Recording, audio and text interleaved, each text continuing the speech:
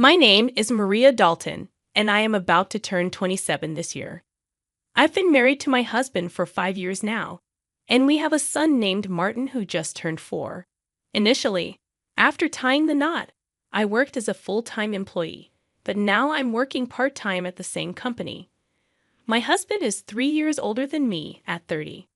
I was initially swept off my feet by Kevin Carlton's passionate gestures, which ultimately led us to date and eventually get married. However, Kevin's demeanor shifted after marriage, revealing a more domineering side that I hadn't seen before. Kevin's sister, Jane Dalton, who is 20 years old, seems to hold a special place in his heart, perhaps due to their significant age gap. Before our marriage, I didn't pay much attention to their dynamic, assuming they got along well. However, after tying the knot, I started noticing changes in Jane's behavior. Jane frequently drops by our house unannounced, expecting to be catered to regardless of the time. She never brings any gifts or shows any appreciation during her visits. Instead, she acts as though I'm invisible, addressing only Kevin with a casual "brother, I'm here again." Despite my discomfort, Kevin always accommodates Jane's demands, even if it means inconveniencing me. For instance, during dinner, Kevin invites Jane to eat, leaving me to scramble and make do with what's available, regardless of my prior preparations. When I express my concerns to Kevin, he brushes them off, insisting that I should accommodate his sister. Kevin's preferential treatment towards Jane is evident, and it often leaves me feeling marginalized and disheartened. Despite Jane's verbal apologies, her actions suggest she revels in Kevin's attention at my expense. Left to fend for myself during meal times, I'd often resort to leftovers, resigned to the fact that I'm on the lower rung of Kevin's priorities. This pattern repeats when Jane requests a private conversation with Kevin, prompting me and Martin to relocate, once again highlighting my secondary status in our household. As Martin and I finish our meal and head to the kitchen for cleanup, I can't help but feel the weight of Kevin's favoritism and Jane's entitlement, casting a shadow over our family dynamic. I find Kevin and Jay chatting happily on the sofa, ignoring the dishes left untouched on the dining table. Their negligence toward cleaning up suggests they see me not as a wife or sister-in-law, but more like a maid. They don't acknowledge Martin either, treating him as if a maid brought her child to work. While I'm cleaning up in the kitchen, about to take a bath with Martin, Kevin loudly calls me, despite the late hour nearing 8 p.m. He demands that I buy a cake for Jay immediately, specifying where to get it, despite the inconvenience it poses to Martin's bedtime. Jane adds to the pressure, insisting she wants it now, and Kevin rushes me, displaying his frustration at my hesitation. Knowing I'll inevitably have to go, I reluctantly agree to buy the cake, aware that a shop near the station closes at 9 p.m. As I prepare to leave, I overhear Kevin and Jane's conversation, criticizing me loudly, questioning why Kevin married me. Reluctant to leave Martin behind, I bring him along. While getting him ready, I hear Kevin's threatening tone from the living room, causing Martin to sense the tension, even if he doesn't understand the words. Suppressing my emotions, I ask Martin what kind of cake he wants, and he brightens up, expressing his preference for a fruit-loaded one.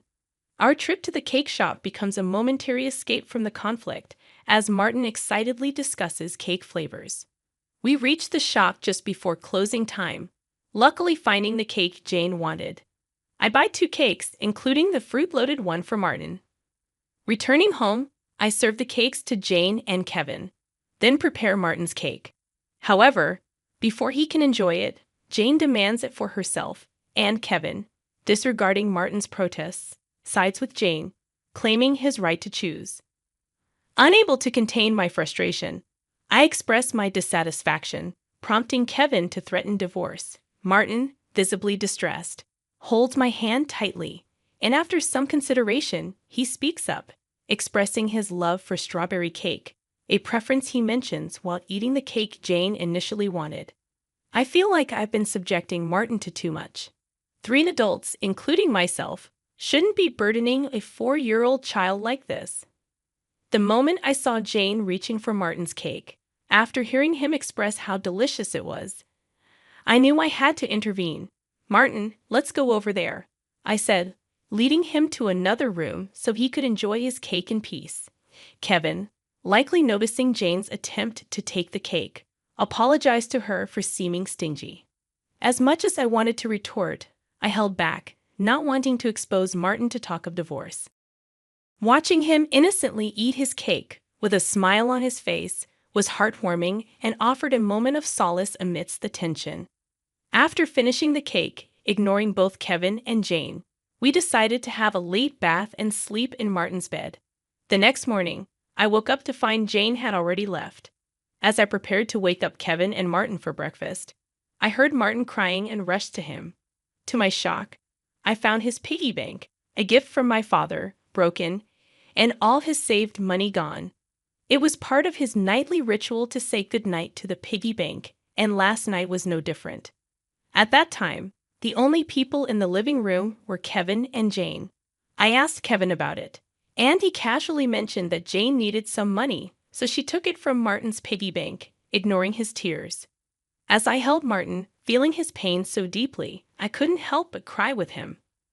It hurt to see Kevin prioritize and care for Jane over our own son.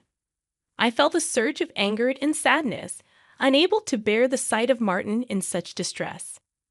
"Why are you making the morning so miserable? I feel awful," Kevin exclaimed. "Don't you think you've done something wrong? Martin is crying so much for the first time since we got married." I expressed my anger towards him. Kevin looked at me intensely, then went to the bedroom without a word. He returned with something in his hand, divorce papers. "If you're not happy with me, then let's divorce," he said, thrusting the papers at me before leaving the house with a loud bang. Martin, who had never cried over issues with Kevin and Jane before, must have reached his limit. He's been crying since last night, and I can't bear to see him in such pain. "Hey, Martin, should we skip daycare today?" I asked, trying to comfort him.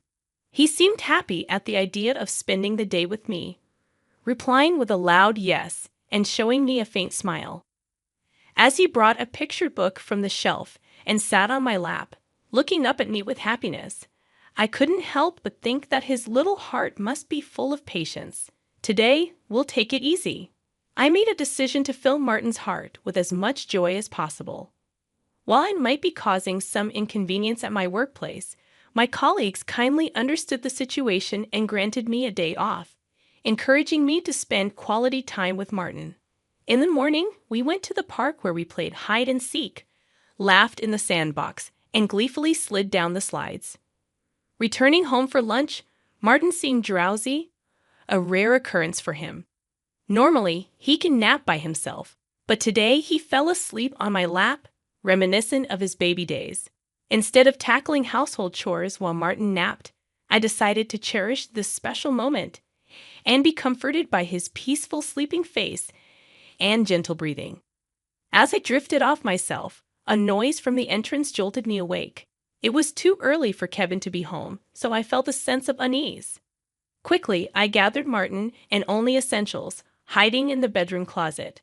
My heart raced as I heard footsteps approaching. Then, a familiar voice echoed through the house. It was Jane, trembling with fear. I listened as she rummaged through drawers, muttering about something she couldn't find. After a brief call to Kevin, Jane left, locking the door behind her. Emerging from the closet, I put Martin back to bed, pondering what had just transpired. I couldn't shake the feeling that Kevin was involved somehow, and I began to question his actions. Feeling a mixture of disgust and fear towards Kevin, I hastily packed essentials for Martin and myself. By the time Martin woke up, I was ready to go. "Martin, let's go to Grandpa's place," I said, and we headed to the station, taking a train to my parents' house. Thankfully, my parents' home was nearby, and we arrived quickly. Although I hadn't informed them beforehand, they'd welcomed us with open arms, sensing something was amiss.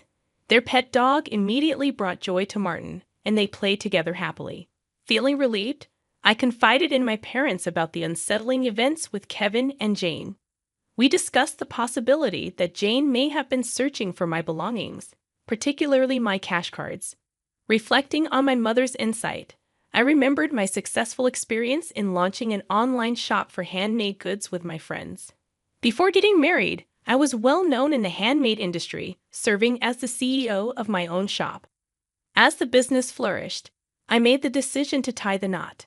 However, my priority shifted towards raising my child, prompting me to entrust the company to my reliable friends until I settled into parenthood. Although I still hold the CEO position, I primarily work part-time from home, managing the company remotely.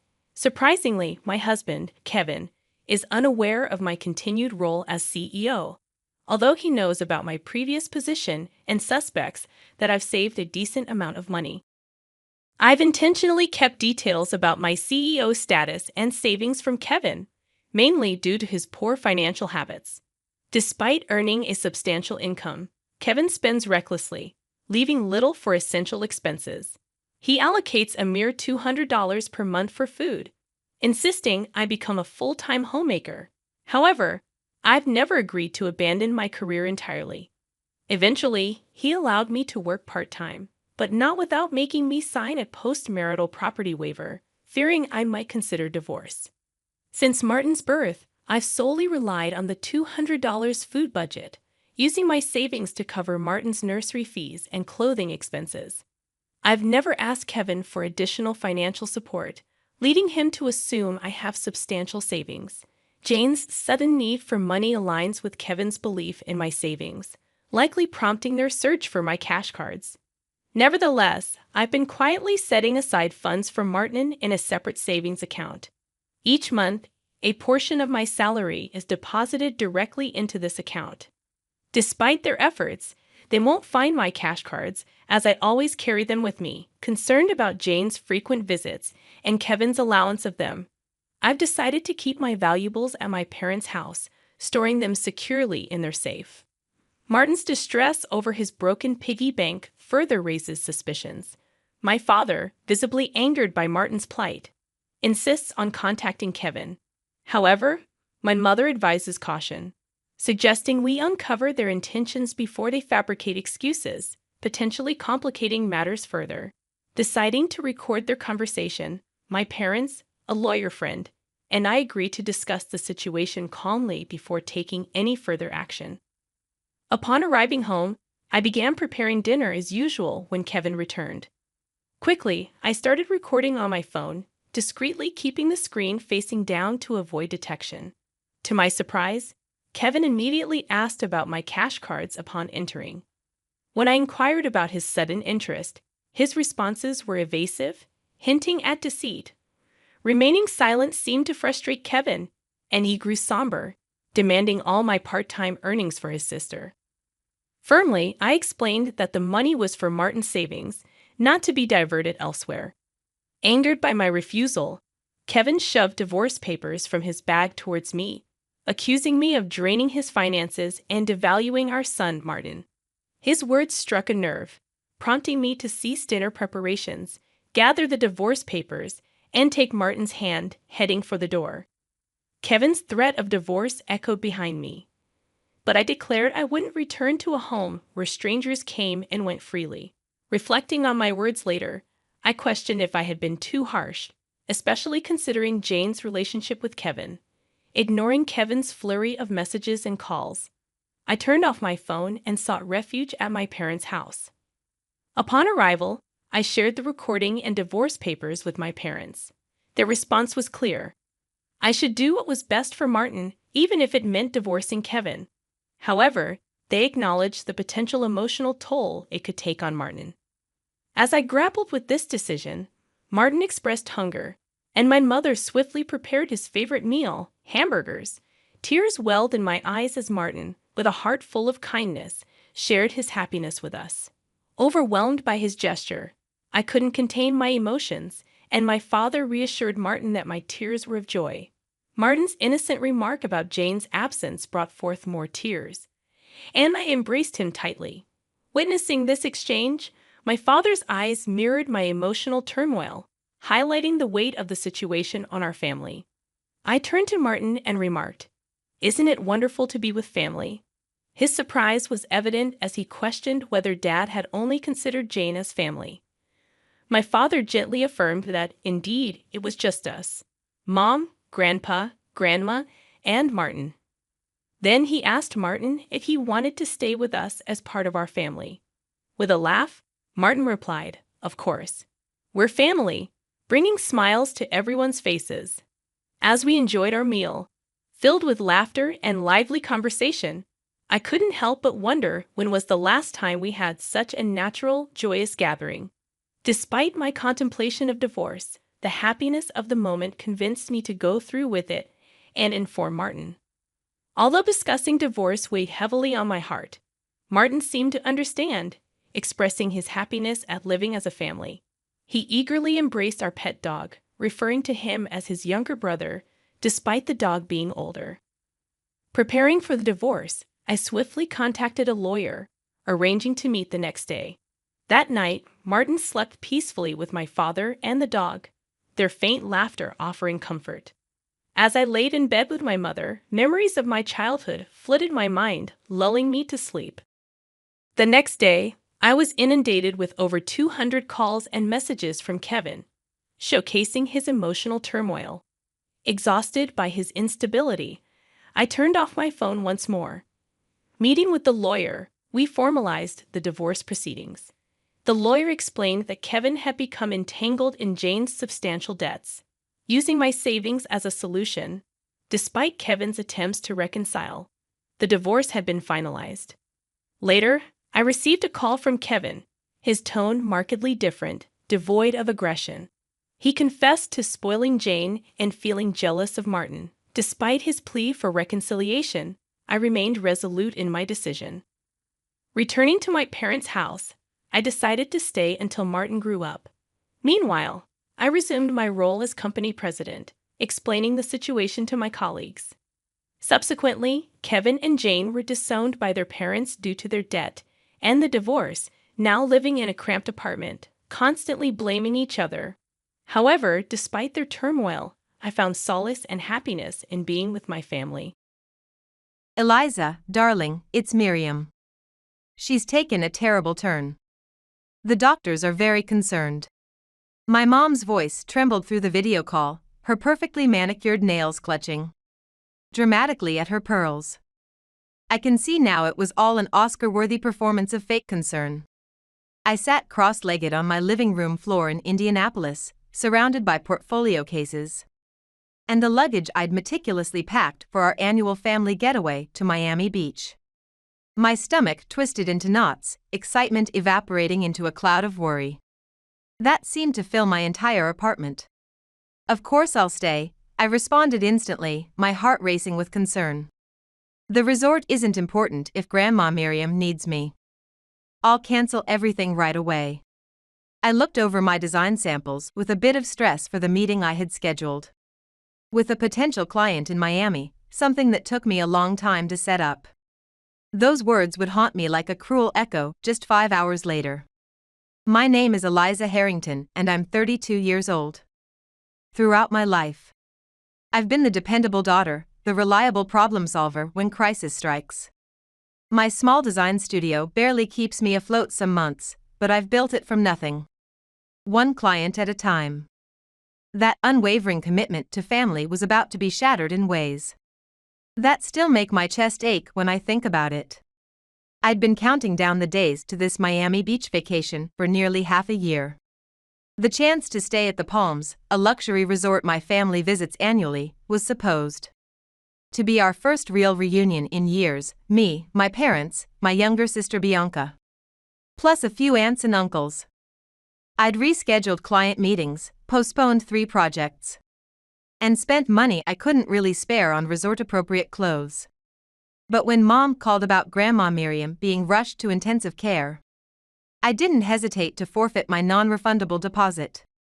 That evening, while navigating the hospital's parking garage, my phone pinged with a notification. It was an Instagram alert: Bianca had started a live stream.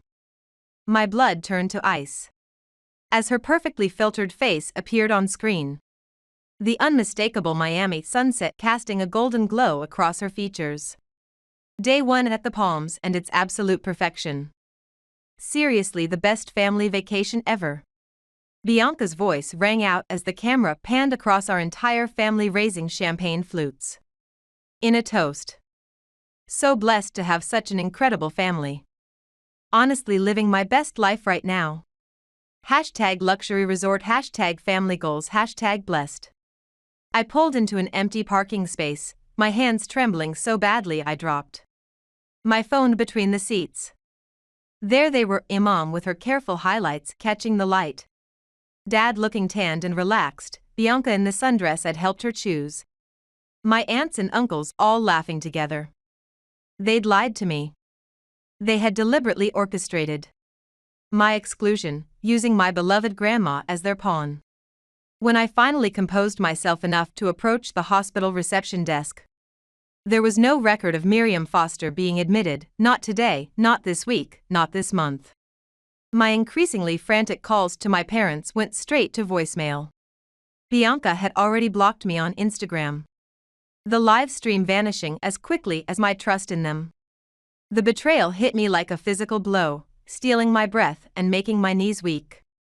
I drove to Grandma Miriam's house on autopilot.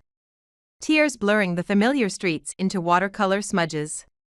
To my shock, warm light spilled from her windows. When she answered my knock, she looked perfectly healthy and utterly bewildered to find me on her doorstep. Mascara streaking down my cheeks. "Eliza, what on earth is wrong, my dear?" Grandma Miriam asked. Her arms immediately enveloping me in a comforting embrace that smelled of books and lavender. The familiar scent of Grandma Miriam's lavender perfume unlocked a fresh wave of tears. As we settled into her cozy reading nook, her academic textbooks still lined the bookshelves. Remnants of her distinguished career as an economics professor. Between sobs, I poured out everything: the Miami Beach reservation, the elaborate lies, Bianca's Instagram live that had shattered my world like a hammer through glass. "I just don't understand," I choked out, dabbing at my eyes with the handkerchief. She pressed into my hands. "Why would they go to such lengths to exclude me? Why craft this horrible lie about you being sick? Who does that to their own daughter?" Grandma Miriam's face darkened, her typically gentle expression hardening into something I rarely saw: pure, unfiltered disappointment. While she had always treated Bianca and me with equal affection and respect, my parents operated on a different system entirely. Growing up in Indianapolis, I'd tried to ignore how they consistently favored my sister. When Bianca wanted photography equipment for her budding Instagram career, they purchased top-of-the-line gear without hesitation. When I needed tuition for design school, I accumulated loans that still hang around my neck like an albatross. I thought about countless weekends spent here in this very room, helping Grandma Miriam organize her research papers, accompanying her to doctor's appointments, or simply keeping her company while we flipped through old family photographs. Bianca only showed up when she wanted something for her social media aesthetic or, more often, when she needed some money. Yet, she still managed to be the favorite, with her Instagram success being considered way more important than my design business that's barely getting by. "Your mom called me last week," Grandma Miriam revealed, her voice tight with barely contained anger. She adjusted her reading glasses with hands that had once taught generations of economics students. "Vanessa had the audacity to ask me to play along if you came by, to pretend I'd been hospitalized. I refused outright and told her not to involve me in such deception. I had no idea they would proceed with this appalling scheme anyway. The resort reservations hadn't been cheap, nearly $3,500 per person, for the 5-day luxury stay at the Palms. I had stretched my design studio's modest profits thin to afford my portion, even postponing some much-needed computer upgrades. Now I wondered if they had planned my exclusion from the beginning. If my hard-earned money had somehow funded Bianca's extra spa treatments, or my parents' oceanfront suite upgrade. "You know what cuts the deepest?" I said, staring down at my paint-stained fingers, evidence of the project I'd rushed to complete before the trip. They didn't even need this elaborate deception. They could have simply told me they didn't want me there. Instead, they weaponized you, knowing how deeply I care about you, to manipulate me into staying behind. Grandma Miriam reached for my hand, her grip surprisingly firm for a woman of 82. Sometimes people reveal their true nature even when they believe they're being clever about hiding it, she said, wisdom gleaming in her sharp eyes. The question now becomes, what will you do with this revelation, Eliza? I looked up at her, suddenly noticing something fierce and calculating in her expression that I'd never fully appreciated before. Little did I know that Grandma Miriam, former economics professor and shrewd observer of human behavior, had been documenting our family's dysfunctional patterns far more methodically than any of us could have imagined, and she had strategies of her own already in motion. As Grandma Miriam and I sat surrounded by the warm lamplight of her living room, my phone buzzed against the coffee table. It was a group message from my cousin Olivia, who clearly hadn't received the memo about my exclusion from the Miami trip. She had inadvertently included me in a family photo dump, not realizing I wasn't supposed to see the evidence of their sun-soaked betrayal. My stomach clenched painfully as I scrolled through image after image. There was Bianca posing in the turquoise infinity pool, wearing the designer swimsuit I'd helped her select. My parents lounging on cabana beds, tropical cocktails clutched in their manicured hands. The entire family gathered around a candlelit table on the beach, dressed in coordinating white outfits, their faces glowing with laughter I wasn't meant to share. But what made my blood freeze was the sight of my mom's diamond pendant, an elegant Art Deco piece featuring a striking blue stone that Grandma Miriam had entrusted to her years ago, with clear instructions that it would be shared between her daughters when they turned 30. She gave it to Bianca already, didn't she? I asked, my voice hollow, as I passed my phone to Grandma Miriam, zooming in on the incriminating image. Even though I'm 7 years older than her. Even though you specifically said we were meant to share it equally. Grandma Miriam moved in to take a better look at the picture. And her look shifted from being confused to totally furious when she noticed the family keepsake shining on Bianca's bronzed skin. That pendant has been in our family for 3 generations, she said, her voice dropping to a dangerous quiet. Your great-grandma believed passionately in treating her daughters equally, that's why I gave it to your mom, with explicit instructions about how it was to be passed down. Then Grandma Miriam revealed something that made the room seem to tilt around me. The luxury Miami beach vacation hadn't been financed through my parents' considerable wealth at all. 8 weeks earlier, she had transferred $25,000 to them specifically to arrange a family getaway, with clear stipulations that it was meant for all of us, myself included. Instead, they had redirected my portion to upgrade their own accommodations and book exclusive experiences for Bianca to showcase on her growing Instagram account. I've been watching and documenting this pattern for years, Eliza. Grandma Miriam continued, righteous indignation making her appear taller somehow. The way they consistently favor Bianca over you. I kept hoping they would recognize what they were doing, that they might evolve beyond this toxic behavior. But this deception, using me as their pawn, that crosses a boundary I cannot ignore.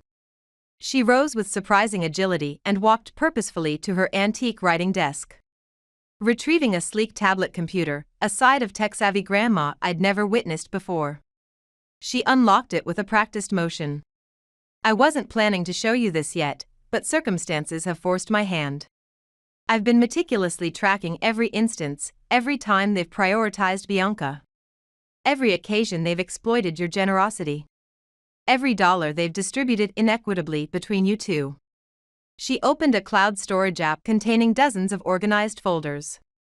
My hands trembled as she passed me the tablet. Inside were bank statements, screenshots of messages, recorded phone conversations, photographs, and detailed spreadsheets spanning nearly a decade. The evidence was comprehensive and damning. The pattern of favoritism wasn't a product of my imagination or insecurity. It had been calculated, consistent, and deliberately concealed through gaslighting and manipulation. But why? I whispered, feeling the heavy burden of all those years when people called me too emotional or said I was just imagining things weighing me down. Why did they always insist I was imagining this differential treatment? Grandma Miriam's eyes flashed with a determination that transformed her from elderly academic to formidable adversary. Because that's precisely what manipulators do when they know they're in the wrong, she said with steel in her voice. They distort your perception of reality until you question your own judgment. But that ends today, Eliza. No more doubting yourself. No more gaslighting. Not anymore. The Miami resort vacation was scheduled to last 5 days. As morning light streamed through my apartment windows, I sat cross-legged on my living room floor, surrounded by Grandma Miriam's meticulously organized digital evidence. My phone screen lit up with a notification, a text from Bianca. Mom says you're spreading vicious lies about us to the family. Why do you always have to be such a drama queen? Can't you just be happy for once instead of trying to ruin everything for everyone else? I stared at the message, feeling heat rise from my chest to my face. The sheer audacity of it made my fingers tingle with rage.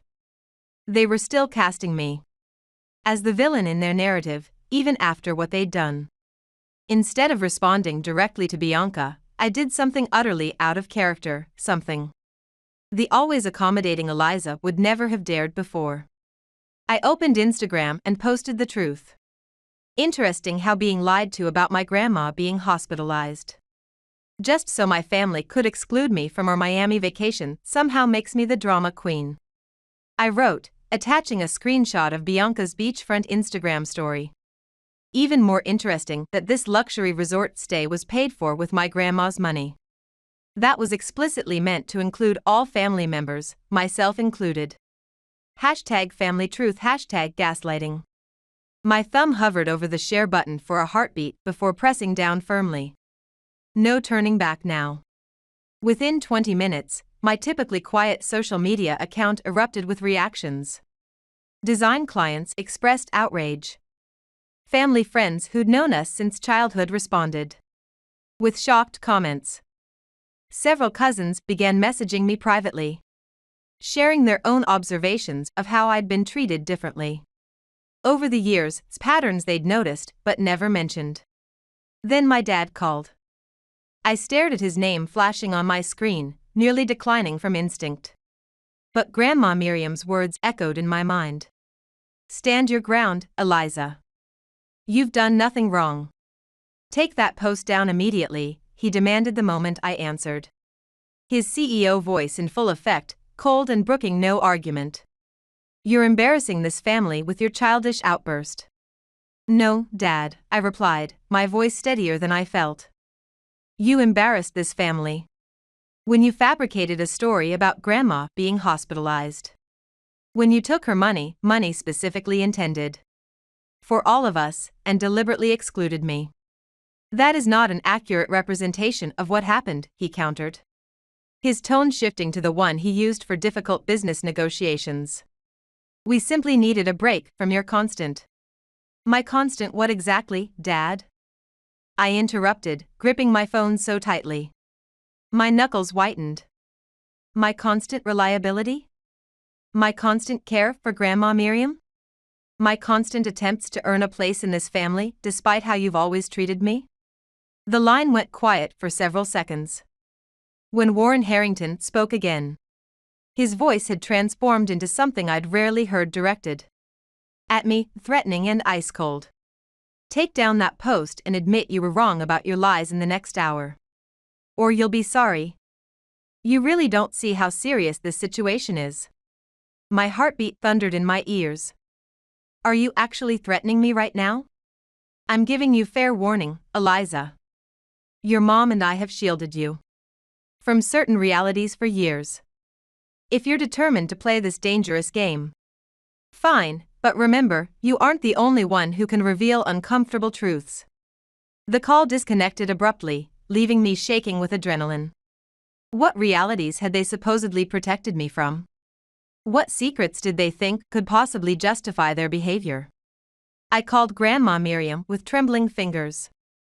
They're trying to intimidate me, I told her, pacing my small kitchen. Dad claims they've been shielding me from something all these years. He's threatening to reveal things if I don't take down my post. Grandma Miriam was silent for so long I checked to see if the call had dropped. Check your email, she finally said, her voice unusually solemn. I'm sending you something immediately. It's time you knew everything, Eliza. I opened my laptop, fingers hovering awkwardly over the keys. And it dawned on me that this was way more than just a family trip. Whatever waited in that email would permanently alter the foundation of my life. And based on Grandma Miriam's grave tone, my parents had legitimate reason to fear what I was about to discover. My hands trembled as I opened Grandma Miriam's email. The attachment was a digitized scan of legal documents dated 24 years ago, a formal trust agreement that made my breath catch and my heart race. According to the paperwork, my maternal grandpa, renowned economist Dr. Edward Foster, had established a significant creative arts endowment before his death. The trust was designed to be divided equally between all his grandchildren when they reached 30, specifically to support their artistic and entrepreneurial endeavors.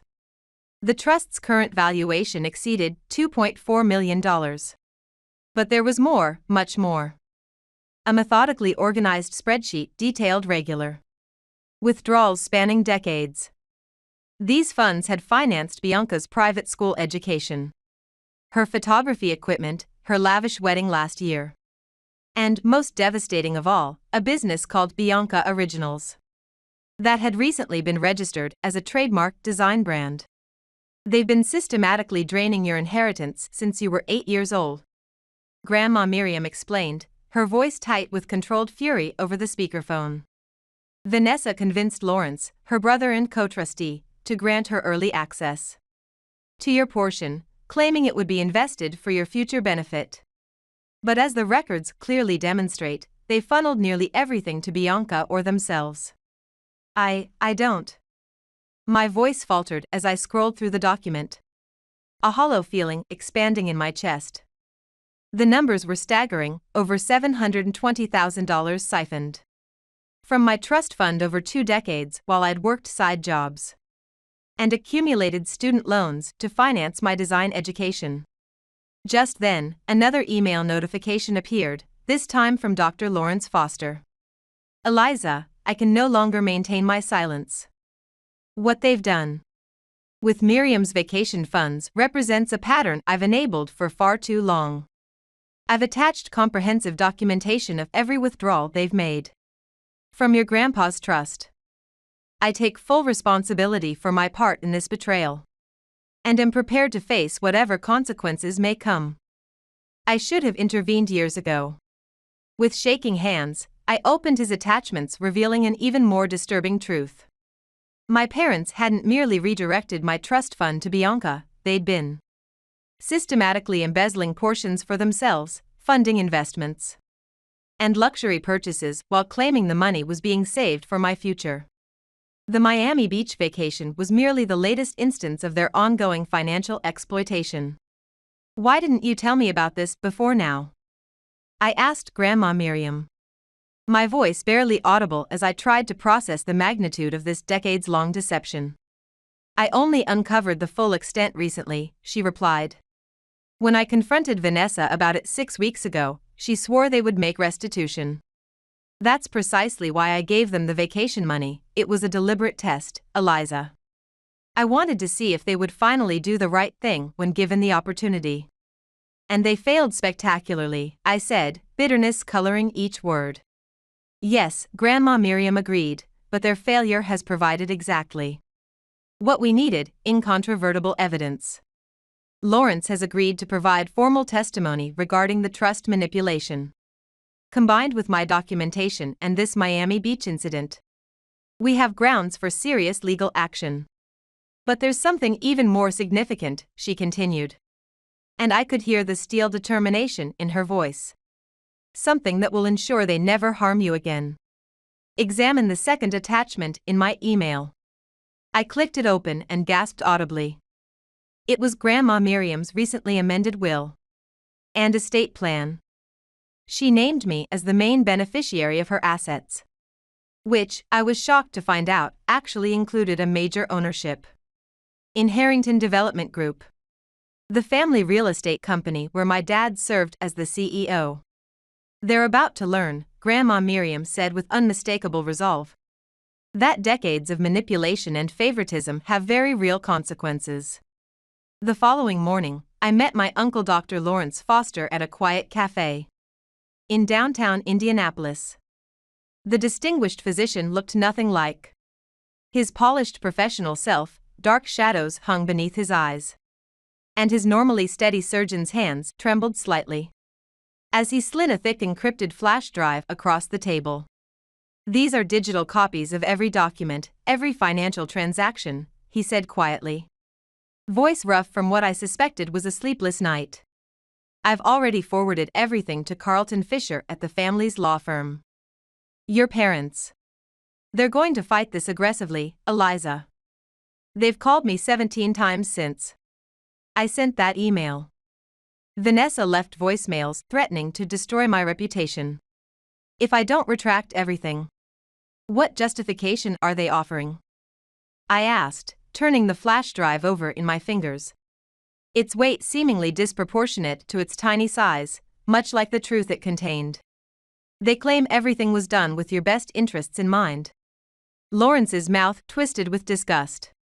"According to them, they were protecting you from having access to too much money before you developed financial responsibility. But I've discovered something else, something they have no idea I know about."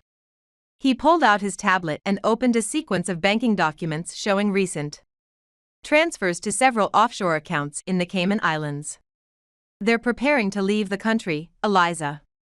They've been quietly liquidating assets and moving funds for weeks. This Miami trip wasn't just a vacation, it was a dry run. They were testing whether their passports would trigger any alerts in the system." My blood turned to ice. "They're planning to flee with what remains of the trust fund." "Yes, and Bianca is actively involved.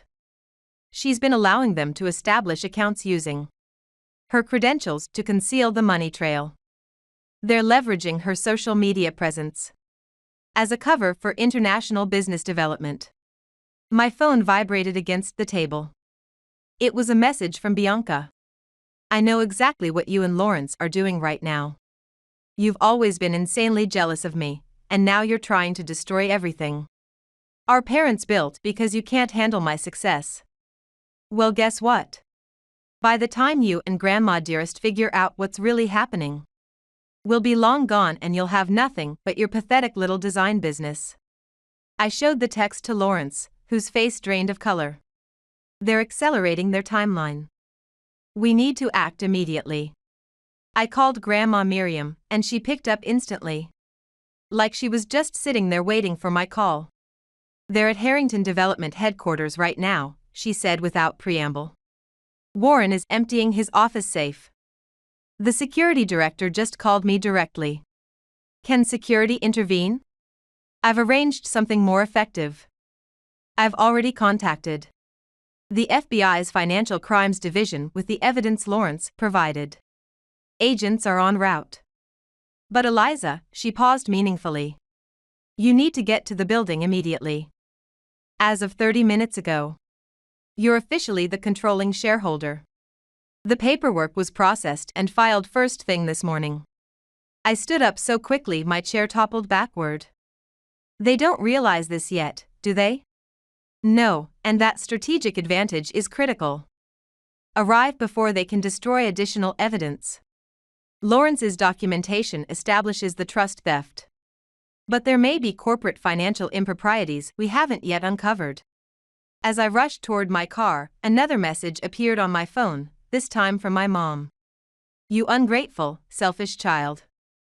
After everything we've sacrificed for you all these years, you will regret this betrayal more than you can possibly imagine." For the first time in my life, their intimidation tactics evoked no fear. I had indisputable truth on my side and, perhaps more importantly, nothing left to lose. The weight of their manipulation had been lifted, leaving behind a clarity that felt almost like freedom. I arrived at the Harrington Development Group headquarters just as my parents were exiting the glass doors of the modern building, struggling with boxes of files and what looked like artwork from my dad's corner office. Bianca followed closely behind, frantically typing on her phone while nervously scanning the parking lot. All three froze mid-step when they saw me emerge from my car, the morning sun glinting off the building's windows behind them. "Eliza? What the hell are you doing here?" my dad demanded, attempting to maintain his commanding CEO presence, but I caught the flicker of panic in his eyes, a look I'd never seen on Warren Harrington's typically confident face. "Funny, I was about to ask you the exact same question," I replied with unexpected composure, my heart hammering against my ribs. "Especially since you appear to be removing property from my company without proper authorization." "Your company?" Bianca's perfectly glossed lips curled into a disbelieving sneer. "What are you even talking about? Did you finally crack under the pressure of your failing design business?" With steady hands that surprised even me, I held up my phone displaying the ownership documents Grandma Miriam had sent. Grandma Miriam transferred her controlling interests to me this morning, and as the new majority shareholder of Harrington Development Group, I'm particularly interested in examining those boxes you're carrying. They wouldn't happen to contain evidence of what you did with my grandpa's trust fund, would they? My mom's carefully maintained facade crumbled instantly, her face draining of color beneath her expensive foundation. Beyond them, 3 unmarked sedans and 2 police cruisers pulled into the parking lot, lights flashing silently. FBI agents in windbreakers emerged with purposeful strides, and behind them, I spotted Dr. Lawrence's Mercedes arriving, with Grandma Miriam sitting regally in the passenger seat. "Eliza, darling, you don't understand the complexity of the situation," my mom pleaded, her normally controlled voice quavering with desperation. "Everything we've done, every decision we've made, was to protect this family's legacy."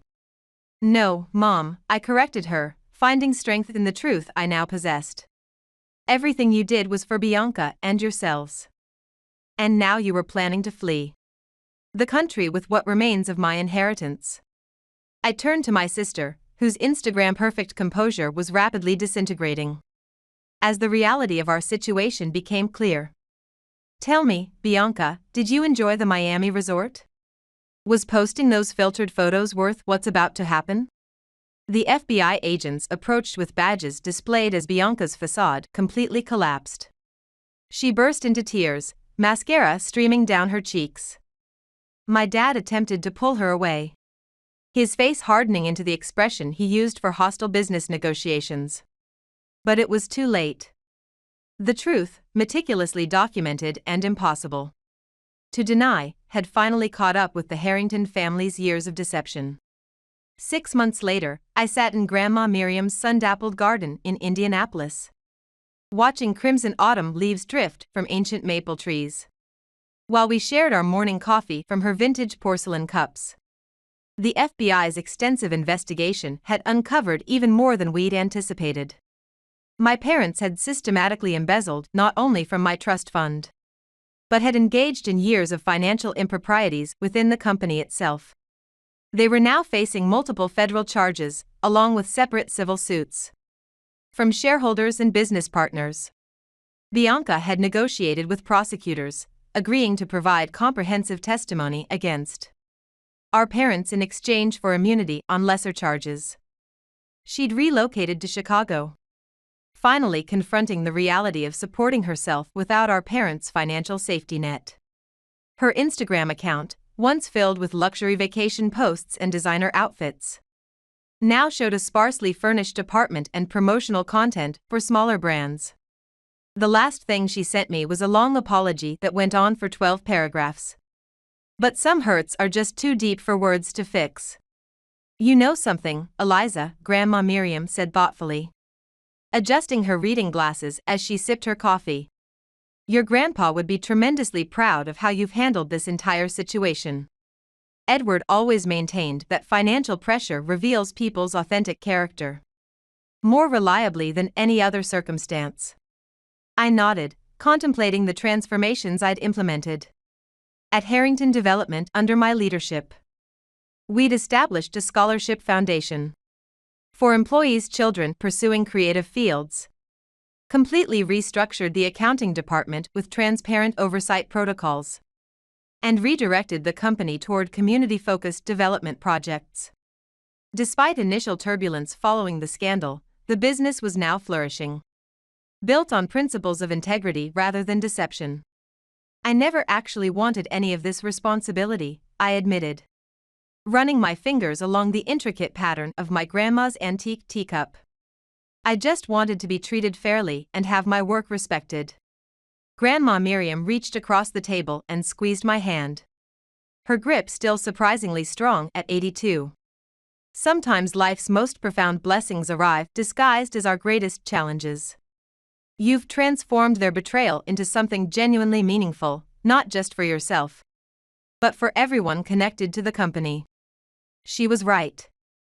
Through this painful journey, I had discovered my strength, my purpose, and most importantly, my inherent worth beyond others' validation.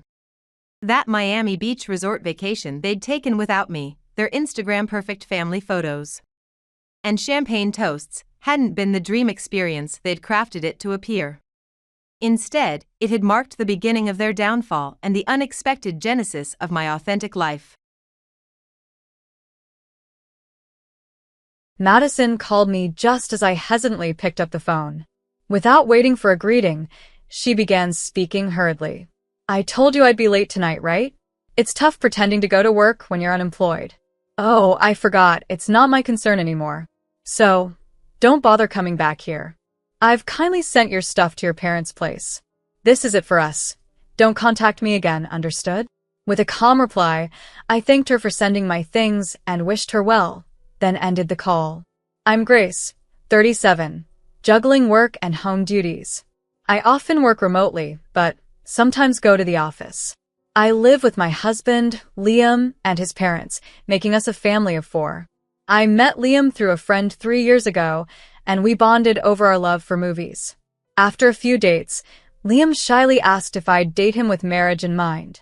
I immediately said yes, and our relationship began. Liam is quiet and shy, but also kind and genuine, which I find very attractive. Although I was never keen on marriage, I began to see a future with him. 5 months later, he proposed and we got engaged. His parents have always been kind, making it easy for us to live together post-marriage. There were no typical in-law conflicts. My mother-in-law, understanding of my busy work schedule, would help out with household chores, and I'd reciprocate when she was unwell. My father-in-law was always supportive, ensuring our home was a warm place.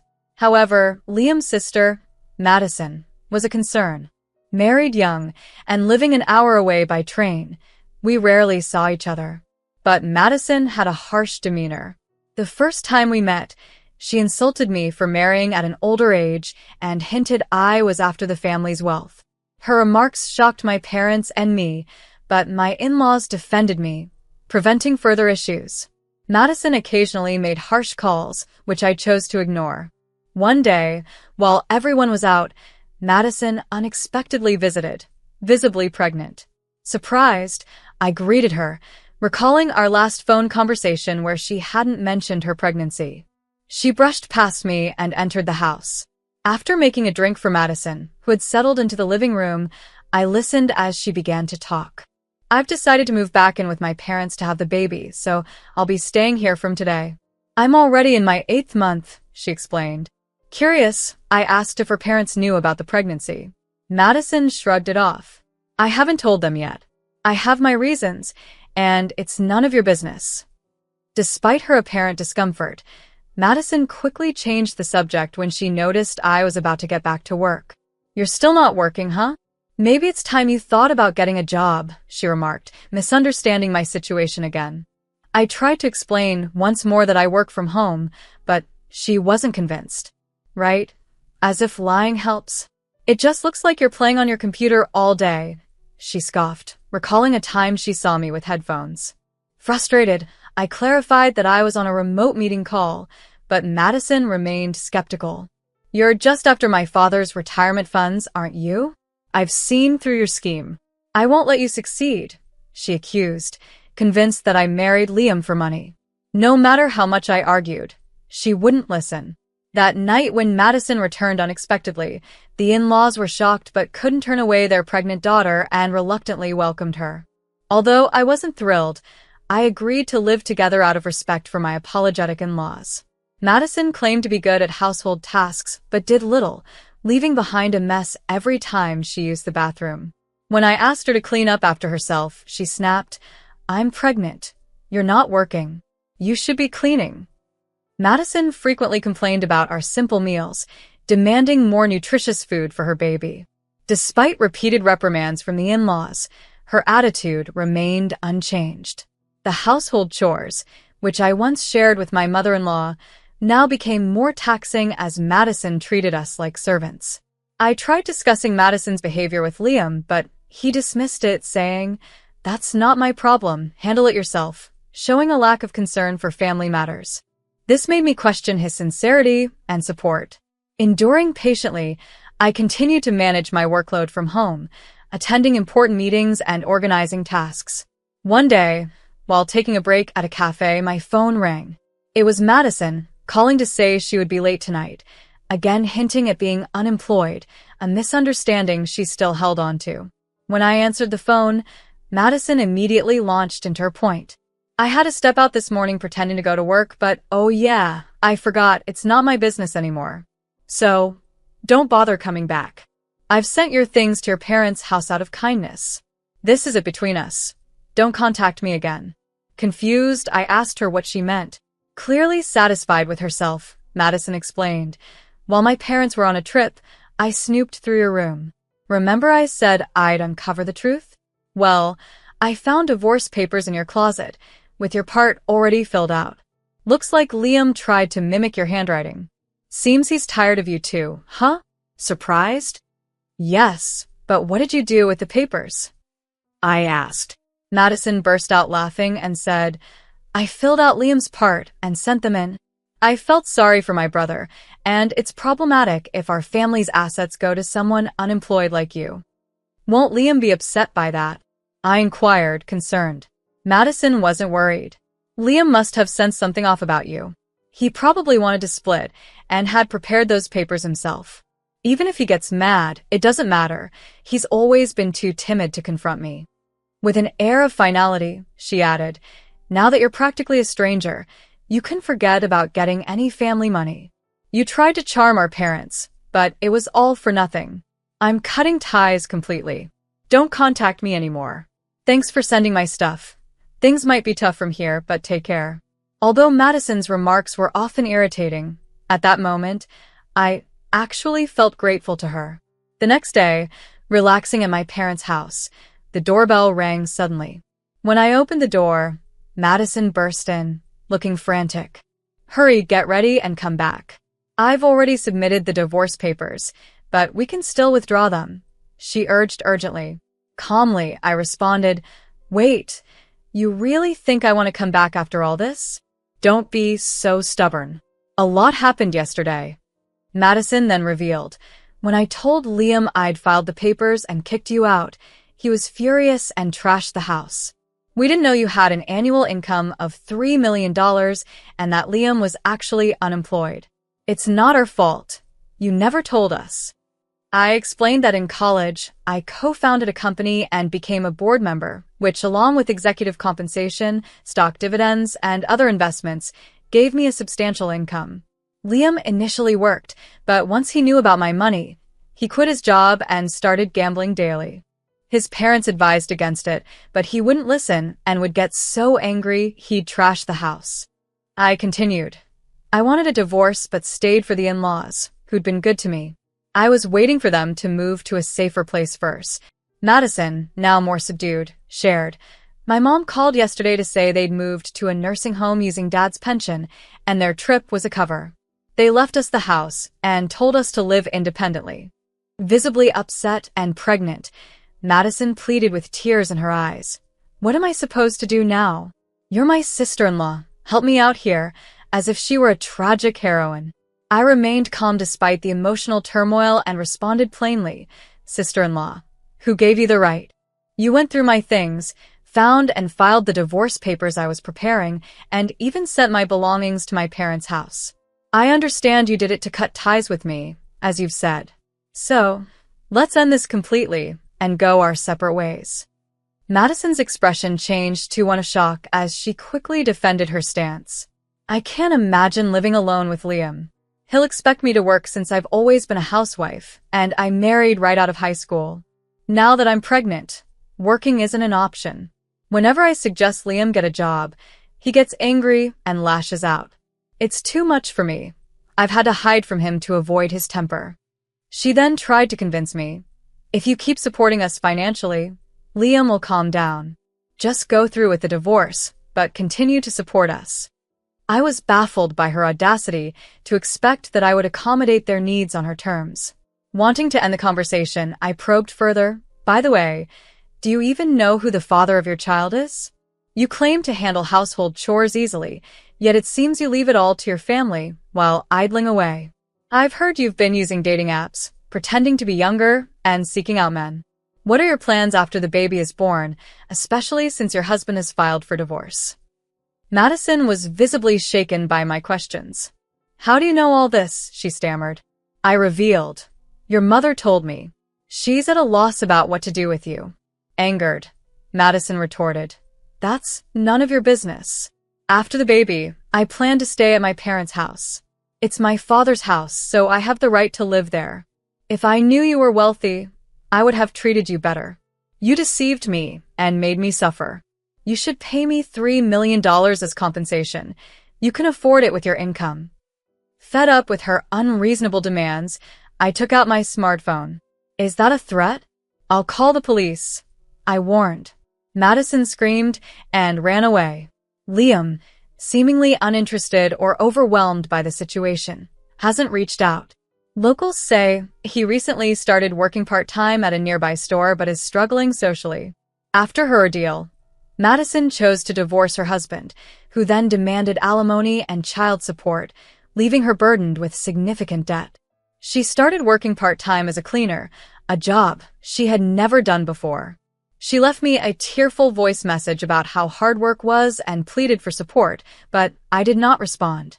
Madison's twin daughters have distanced themselves from her, and her husband has taken in the newborn, with the family rallying to support the child.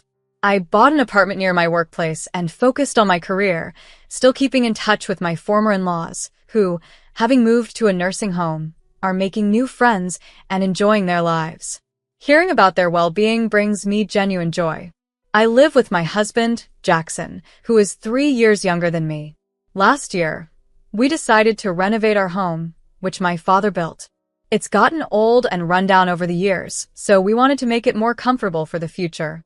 The monthly repayment for the renovation is quite high at $18,000, but since I'm an executive at a large company, we figured the loan would likely be approved in my name. Jackson works in management at a mid-sized restaurant and earns less, so the financial responsibility of the loan fell to me. After discussing it, we agreed that I would take on the loan, and Jackson would contribute more to our daily expenses. The renovations transformed our old house into almost a new place, making it a delight to live in the home I grew up in. One day, out of the blue, my cell phone buzzed with unexpected news. I'm getting married. My son Daniel, a 33-year-old middle manager at a leading company, told me. Daniel has always been focused on his studies and work, leaving little time for romantic relationships, so this news was quite surprising. I was eager yet anxious to meet the woman he intended to marry, wondering if she might be taking advantage of his inexperience in love. When we finally met her, she arrived in a white chiffon dress, looking the picture of innocence. I'm Abigail. Please take good care of me, she said politely, charming us right away. She made a great first impression, warmly addressing us as Mom and Dad and expressing her happiness at meeting us. Jackson agreed, whispering to me, "She's a wonderful girl." However, Abigail's overly familiar behavior during our first meeting caught me off guard. She tightly gripped Jackson's hand and looked into his eyes, which seemed too intimate for a first meeting. What are you doing? I asked, slightly taken aback. Abigail quickly apologized, explaining that she sometimes doesn't recognize personal boundaries, but doesn't mean any harm. Despite the awkward moment, it was clear that Daniel was smitten with her, saying, Abigail might not get personal space right, but that's part of her charm. She's why we got so close and are now getting married. I came to accept their engagement, and they were swift in making it official. A few weeks later, they submitted their marriage registration, and I hoped for their future happiness. 5 months after their wedding, I came home to find unfamiliar women's shoes at the entrance and the living room scattered with empty alcohol containers. Abigail greeted me cheerily. "Oh, Mother, welcome back." She explained that she had met my husband on his way back from work, and they decided to have some drinks to get closer. I was puzzled about their little party without Daniel, but saw it as a sign of their growing friendship. Before payday, when funds are tight, I suggested we drink at home instead of going out. Why have a party at home? It would have been ideal if Daniel joined us, so we all could have had fun together. It would be better if we gathered at Daniel and Abigail's place instead, I remarked, slightly puzzled by the decision. Abigail, who was noticeably drunk and slurring her words, a stark contrast to her usually precise speech, responded, but her explanation was unclear. I found it odd that she chose to drink just with Jackson, especially during her honeymoon phase with Daniel. Concerned, I asked, "Why didn't you call Daniel to join?" Abigail tearfully admitted, "Daniel is really busy with work, working late nights. I've been feeling very lonely." Jackson, trying to comfort her, gently stroked her head and reassured her, which made me uncomfortable. "Jackson, what are you doing?" "She's Daniel's wife. It's not right," I scolded, feeling uneasy about the situation. Abigail quickly defended Jackson. "Oh, don't be so harsh on him." Her response left me surprised and confused.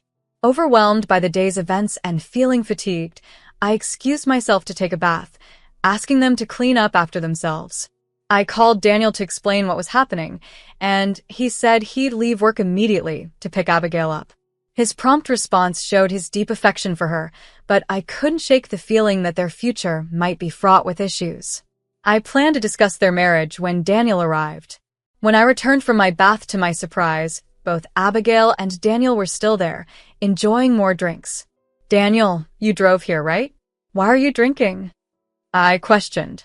Daniel, now also appearing drunk and cheerful, responded, "Actually, Abigail suggested we stay over tonight and drink." Although it was nice that Daniel would be staying, the situation felt abrupt and concerning. "Hey Mom, can I drive you?" "It's okay," Daniel offered, despite having consumed alcohol. Caught off guard by his proposal and their insistence on staying, I was speechless. At that moment, Abigail smirked at me, as if there was a hidden agenda behind her smile. I hoped it was just my imagination. The next day, Abigail apologized profusely for her behavior, expressing deep regret before leaving. This brought some peace, but the incident left a lingering unease. Sometime later, with a serious expression, Jackson dropped a bombshell in the living room. "This house will be given to Abigail. If you disagree, let's divorce," he declared. Stunned, I couldn't understand why the conversation about transferring the house to Abigail had come up so abruptly. It was a baffling and troubling turn of events. As I stood bewildered, Abigail told me to leave. Confused, I asked, "What do you mean by transferring the house to Abigail?" Jackson accused me of making Abigail suffer, which he deemed unforgivable. Despite my protests, he wouldn't listen, convinced by Abigail's tears and stories. Daniel then erupted in anger, calling me horrible. The more I denied their accusations, the more heated they became. Jackson declared they were going to divorce me and demanded that I leave the house, so he could live there with them. When I asked why I should give up my house to Abigail, the response was that transferring the house was a suitable punishment for supposedly hurting her. Despite my objections that Abigail, who had quit her job, couldn't afford the $2,200 monthly loan payment, Jackson was confident. He claimed that changing the loan into Daniel's name would be easy with help from a contact at the financial institution. As the reality set in, I was adamant about not transferring the house. But then Abigail, still crying, pleaded for the sake of their unborn child, which Daniel mentioned to emphasize the need for leniency due to her pregnancy. Overwhelmed by the accusations and demands, I retreated to the bedroom seeking peace. Lying in bed, I wondered if I had unknowingly caused Abigail distress, but my thoughts were interrupted by a discovery, a strand of brown hair on the bed, unusual since both Jackson and I have black hair. Later that night, unable to sleep, I overheard Jackson and a clearly not gone home Abigail in the living room. Their intimate conversation and laughter pierced through my confusion and growing suspicion about the nature of their relationship. As their voices grew more affectionate, with Jackson expressing love and Abigail cautioning him about being discovered, my heart sank. They joked about my possible reactions, dismissing my feelings as if I didn't matter. The strand of brown hair, their secretive actions, and their plans to oust me from my own house became clear. Feeling betrayed and disgusted, I resolved to leave this uncomfortable situation behind. The next day, I faced Jackson, Abigail, and Daniel as if nothing had happened, although I was too shocked to sleep in that bed anymore. "So, you finally decided to transfer the house?" they asked with a smile. "Let's go for the name change procedures. I'll easily pass the loan screening." Daniel was excited, oblivious to the truth. Though it saddened me, I chose not to reveal the truth to my son then, as he wouldn't listen to his mother, heavily influenced by his wife.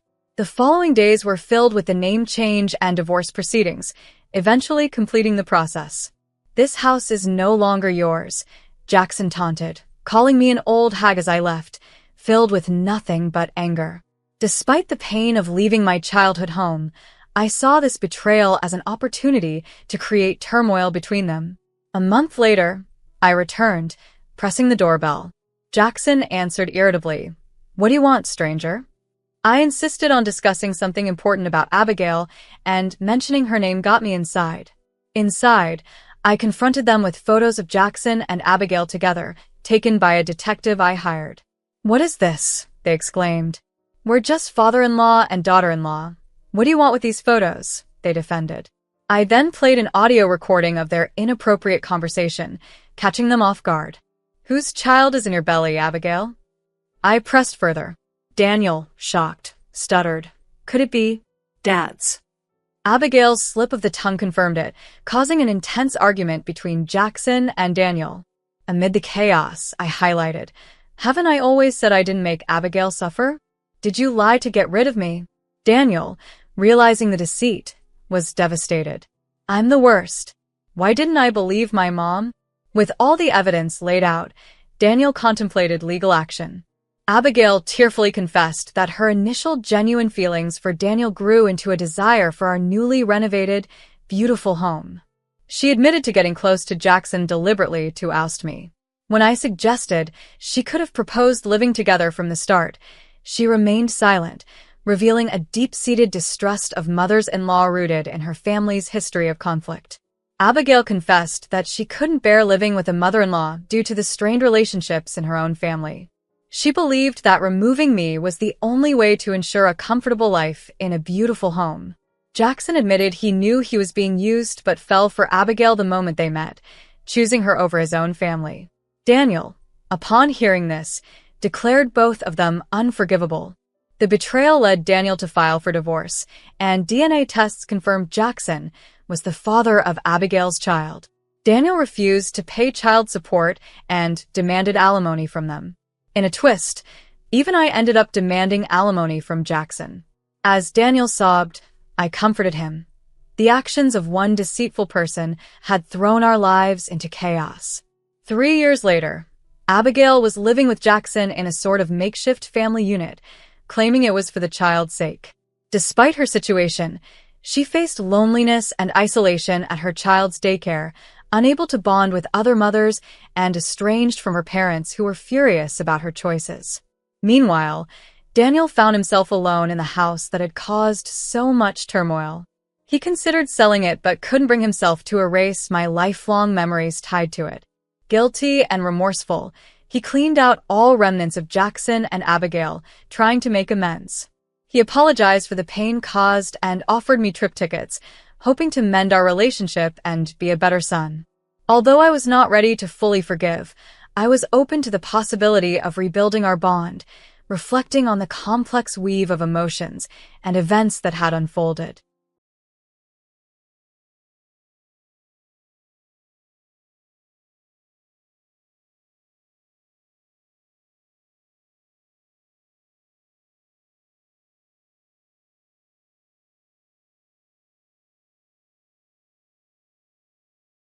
Don't you dare ask us to cancel our plans again.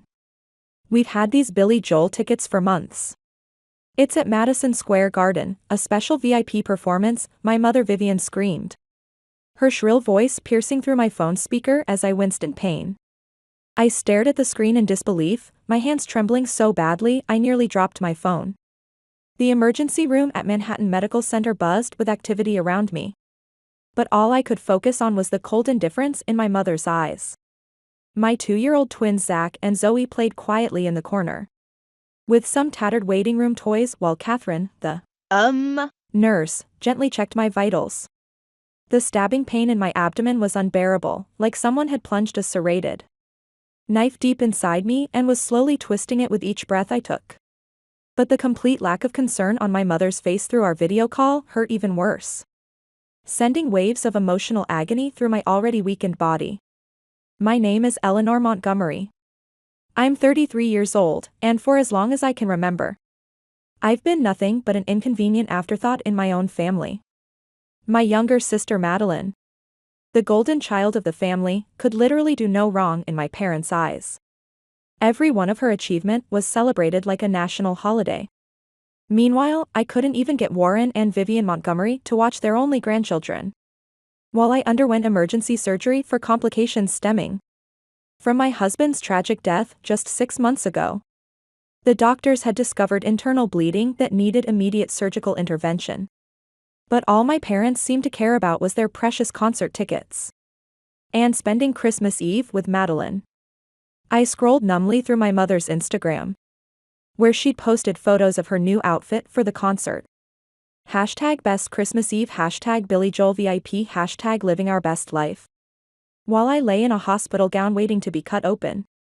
After exhausting every other childcare option, I finally broke down and called my parents. My father's response cut deeper than any surgeon's scalpel ever could. "You're becoming a real nuisance and burden, Eleanor," he said with an exasperated sigh. "We're retired now. We deserve to enjoy our lives without your constant problems. You'll send the money as usual next week, right?" The irony was suffocating. I've been financially supporting my parents since they took early retirement from their retail chain business 3 years ago. Every single month without fail, I transferred $2,500 to help with their mortgage payments and living expenses at their golf course condominium. Even after Thomas died in that horrible crash, leaving me emotionally shattered and financially vulnerable, I kept sending the money out of some misplaced sense of familial duty. I truly believed family should support each other. God, what a fool I was. As hot tears silently streaked down my cheeks and dampened the thin hospital blanket, Catherine squeezed my shoulder with genuine compassion. My friend Jasmine is a professional nanny who specializes in childhood trauma and psychology. She offered, her kindness a stark, painful contrast to my parents' callous dismissal. "She might be able to help with the twins while you're in surgery. Would you like me to call her?" I glanced over at Zach and Zoe. Their innocent faces showed no understanding of the gravity of our situation.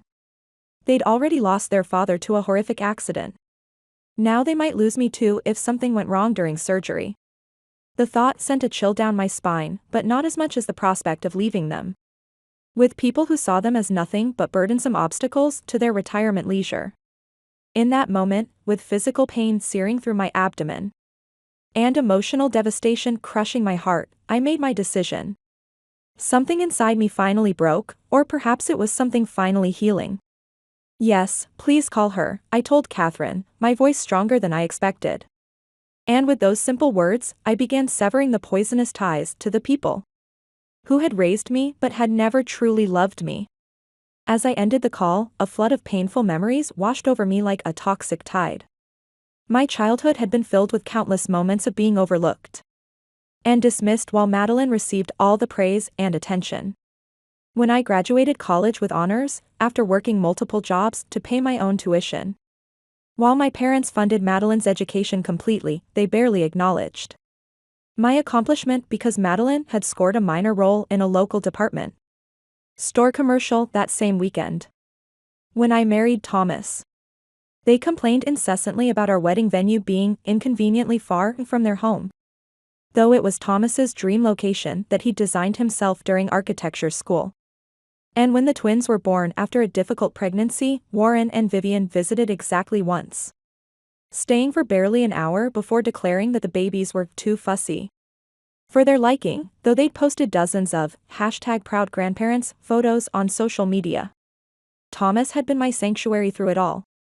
He truly understood the pain of family disappointment, having been estranged from his own father for years after his parents' bitter divorce. "We'll build our own family," he would whisper to me on nights when my parents' indifference became too much to bear. "One that knows how to love properly." And we did exactly that, creating a warm, loving home in the small house Thomas had designed, filled with laughter, acceptance, and the kind of unconditional love I'd always craved. But 6 months ago, a drunk driver took him from me forever, leaving me to raise our children alone while drowning in waves of grief and depression that threatened to pull me under completely. Despite my overwhelming loss and financial strain, I continued supporting my parents without question. I even increased the monthly amount. When Vivian casually mentioned they were struggling with inflation while posting photos of their new boat on Instagram, I desperately wanted to be better than them, to prove that family should stand by each other through anything. The bitter irony crushed the air from my lungs. Here I was, literally bleeding internally, possibly facing death, and they couldn't miss one concert to care for their grandchildren, children they claimed to adore, in their carefully curated social media presence. Catherine returned with news that her friend Jasmine would arrive within the hour. "She's absolutely wonderful with children," Catherine assured me, adjusting my fur with gentle hands. She used to work with trauma victims at the children's hospital before becoming a private nanny. "The twins will be in excellent hands." "How much will this cost?" I asked, anxiety creeping into my voice, as financial concerns flooded my mind. Medical bills were already mounting since Thomas's insurance coverage had significant limitations I hadn't discovered until after his death. "Don't worry about that right now," Catherine said with genuine kindness. "Let's focus on getting you ready for surgery. Everything else can wait." But I couldn't stop worrying. My mind fixated on the $2,500 I was scheduled to automatically transfer to my parents next week, money that could now help pay for proper childcare instead. The thought sparked something long dormant inside me, a fierce flame of self-preservation that had been smothered years ago under the weight of family obligation. When Jasmine arrived, she was everything Catherine had promised: warm, professional, and immediately connecting with Zach and Zoe in a way that made my heart lighter despite everything. As hospital staff prepared me for surgery, I made another decision. "Could you bring me my phone one more time?" I asked Catherine, my voice surprisingly steady. With trembling fingers but resolute determination, I sent 2 critical messages. The first was to my bank, canceling all future automatic transfers to my parents' account. The second was to Warren and Vivian. "I will no longer be providing financial support. My children and I deserve better than being your convenient afterthoughts while you enjoy the money I send. Don't contact me again unless you're ready to be actual parents and grandparents." As they wheeled me toward the operating room, bright lights blurring above me and antiseptic smells filling my nostrils, I felt something unexpected cutting through the physical pain and fear, pure, unburdened freedom. The surgery was successful but left me significantly weaker than the doctors had anticipated. I spent 5 grueling days in the hospital, drifting in and out of consciousness, Profoundly grateful for Jasmine, who had gone above and beyond professional duty by staying with the twins in my hospital room during daylight hours and taking them to my apartment each night. During one of my more lucid moments, I noticed my phone constantly lighting up with notifications, 27 missed calls, dozens of text messages, multiple voicemails, and numerous social media alerts from both my parents and Madeline. Most of my parents' messages followed a distressingly predictable pattern: initial confusion, followed by indignant anger, culminating in increasingly desperate pleas about their mortgage payment. Not once, not a single time, did they ask how my surgery had gone or if their grandchildren were okay. The final voicemail from my father was particularly revealing. "Eleanor, you can't just cut us off like this," he sputtered, his voice tight with barely controlled rage. "We've already planned a Caribbean cruise next month and the tickets are completely non-refundable. What are we supposed to do now?" My sister's messages struck a markedly different tone. She seemed genuinely confused and concerned. "Ellie, Mom and Dad just told me you were having some minor outpatient procedure. What's actually going on? Why are they suddenly freaking out about money? Are you and the twins okay? Please call me when you can." Through the haze of my medication, it slowly dawned on me that my parents had intentionally downplayed the severity of my condition to Madeline, making my emergency surgery seem insignificant to justify choosing a concert over helping with their grandchildren. With shaking hands, I decided to tell her the unfiltered truth, sending her the complete story while still groggy from pain medication. Her response came almost immediately: "Oh my God, Ellie. I had absolutely no idea you were having emergency surgery. They told me it was just some dramatic fuss you were making over a routine checkup. I swear I would have watched Zach and Zoe if I'd known how serious it was. I'm so sorry. Do you need anything? Can I come see you?" Despite our complicated history, I believed her. Madeline wasn't fundamentally cruel. She had simply been raised in an environment where she was consistently taught that her needs and desires naturally came first. Perhaps this shocking revelation would finally help her see our parents for who they truly were beneath their carefully maintained social facades. By the time I was discharged from the hospital, I had made several significant decisions that would reshape my life. First, I hired Jasmine part-time to help with the twins during my recovery. Her warm presence and professional expertise with children experiencing family trauma made her worth every penny. Second, I contacted a lawyer to draft a comprehensive will designating my college friend Sarah as the twins' guardian should anything happen to me. The thought of Zach and Zoe ending up with Warren and Vivian made my blood run cold. Third, I blocked my parents' numbers on my phone and all social media accounts, allowing only Madeline limited contact while I carefully assessed her sincerity. I couldn't risk more emotional manipulation while trying to heal both physically and mentally. The financial implications of cutting off my parents were enormous but liberating. The $2,500 monthly payment I'd been making to them represented nearly a third of my income as a freelance graphic and web designer. Without that crushing burden draining my resources, I could actually afford proper childcare, healthier food, and might even start rebuilding the emergency fund that had been completely depleted after Thomas's death. That night, as I lay in my own bed with a dull ache still throbbing at my incision site, and the twins sleeping peacefully in their room across the hall, I felt a complex storm of emotions swirling inside me. There was guilt, the deeply ingrained feeling that I was somehow betraying a sacred duty by putting myself and my children first. There was raw fear about managing my physical recovery while caring for two energetic toddlers. But there was also something new taking root, an unfamiliar sense of self-respect that felt fragile yet surprisingly powerful. My phone pinged with a text from Madeline. "I just had a massive fight with Mom and Dad about how they treated you." Their version of events completely fell apart when I pressed for details. "I'm so disgusted I'm staying at a hotel tonight. Can we talk tomorrow? I want to help." I stared at the message for a long time, tears blurring my vision. Maybe I wasn't completely alone in this battle after all. 2 weeks after my surgery, I was slowly regaining my physical strength.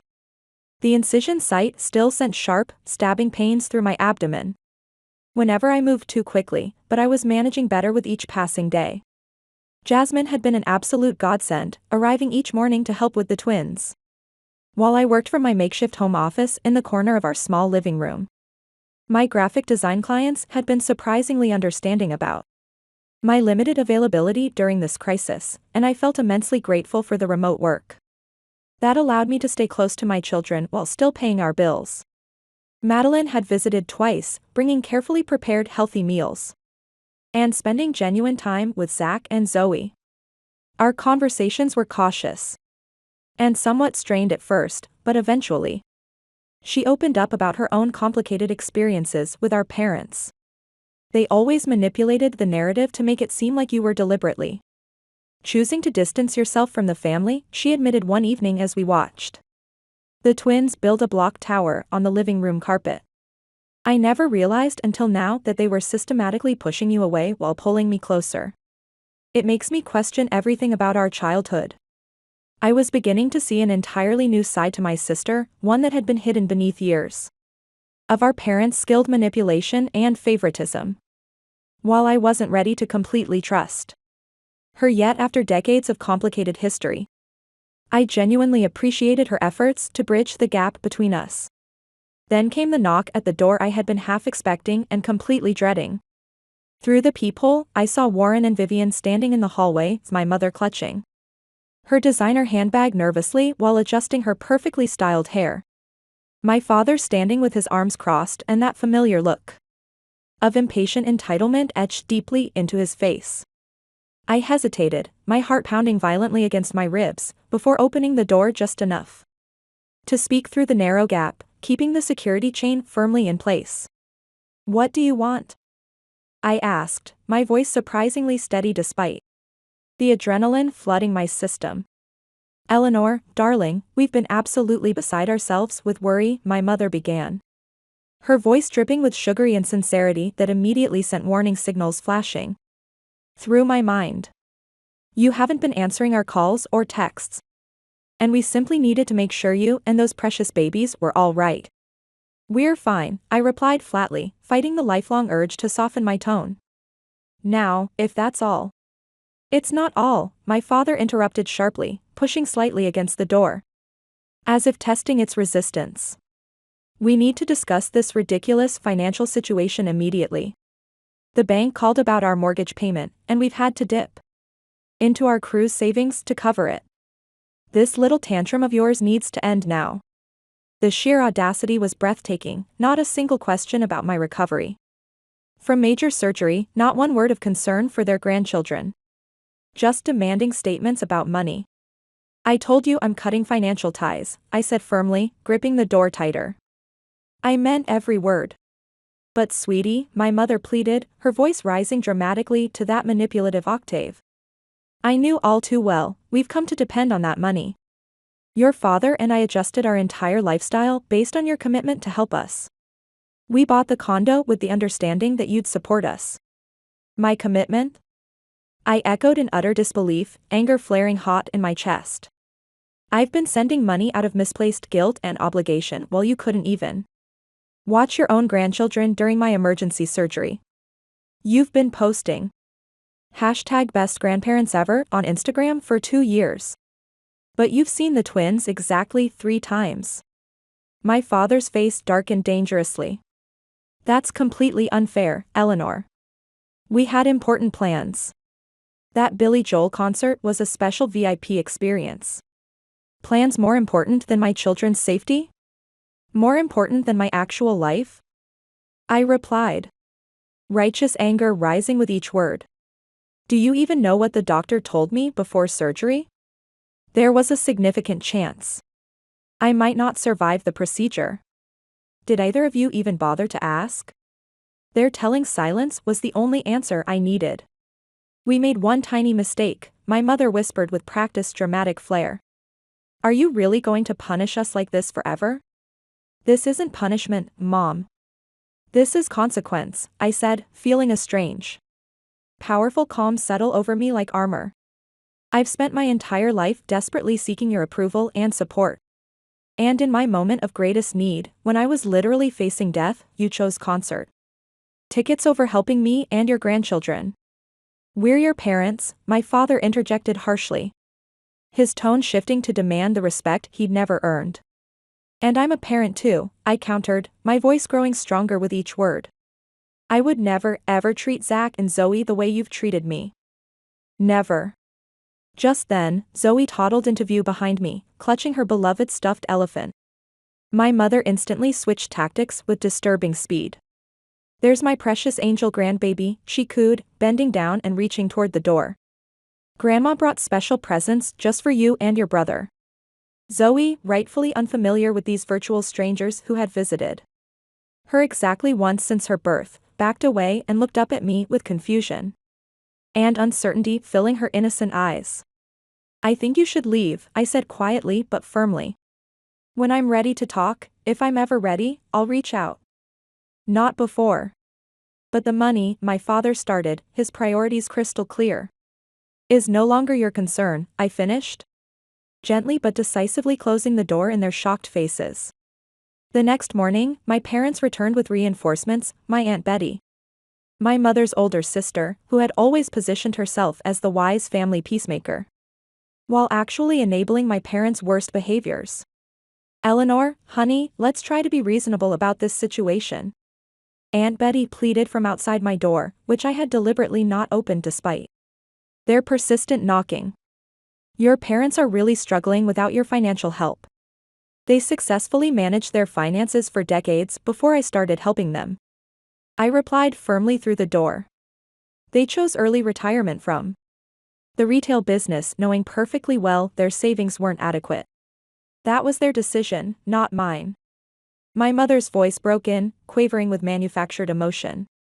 We made those retirement decisions because you specifically promised to help us.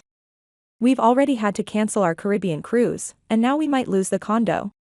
Is that what you want? Their attempts at emotional manipulation were so painfully transparent now that I'd stepped back from the thick fog of guilt they'd surrounded me with for years. When had I ever promised lifetime financial support? I'd offered to help temporarily after their early retirement, but somehow that had mysteriously evolved into an expected permanent arrangement that was consuming my financial future. Mom, Dad, I'm recovering from major surgery and caring for 2 toddlers who lost their father 6 months ago. This conversation is completely over, I said with newfound determination before walking away from the door, ignoring their continued knocking and increasingly desperate pleas. Later that afternoon, I received a group email from my father addressed to our entire extended family network, detailing in melodramatic language how I had heartlessly abandoned them in their time of desperate need, after they had supposedly sacrificed everything for me throughout my life. The carefully crafted message conveniently omitted their flat refusal to help with the twins during my emergency surgery, instead painting me as an ungrateful daughter who had suddenly cut them off without any legitimate reason.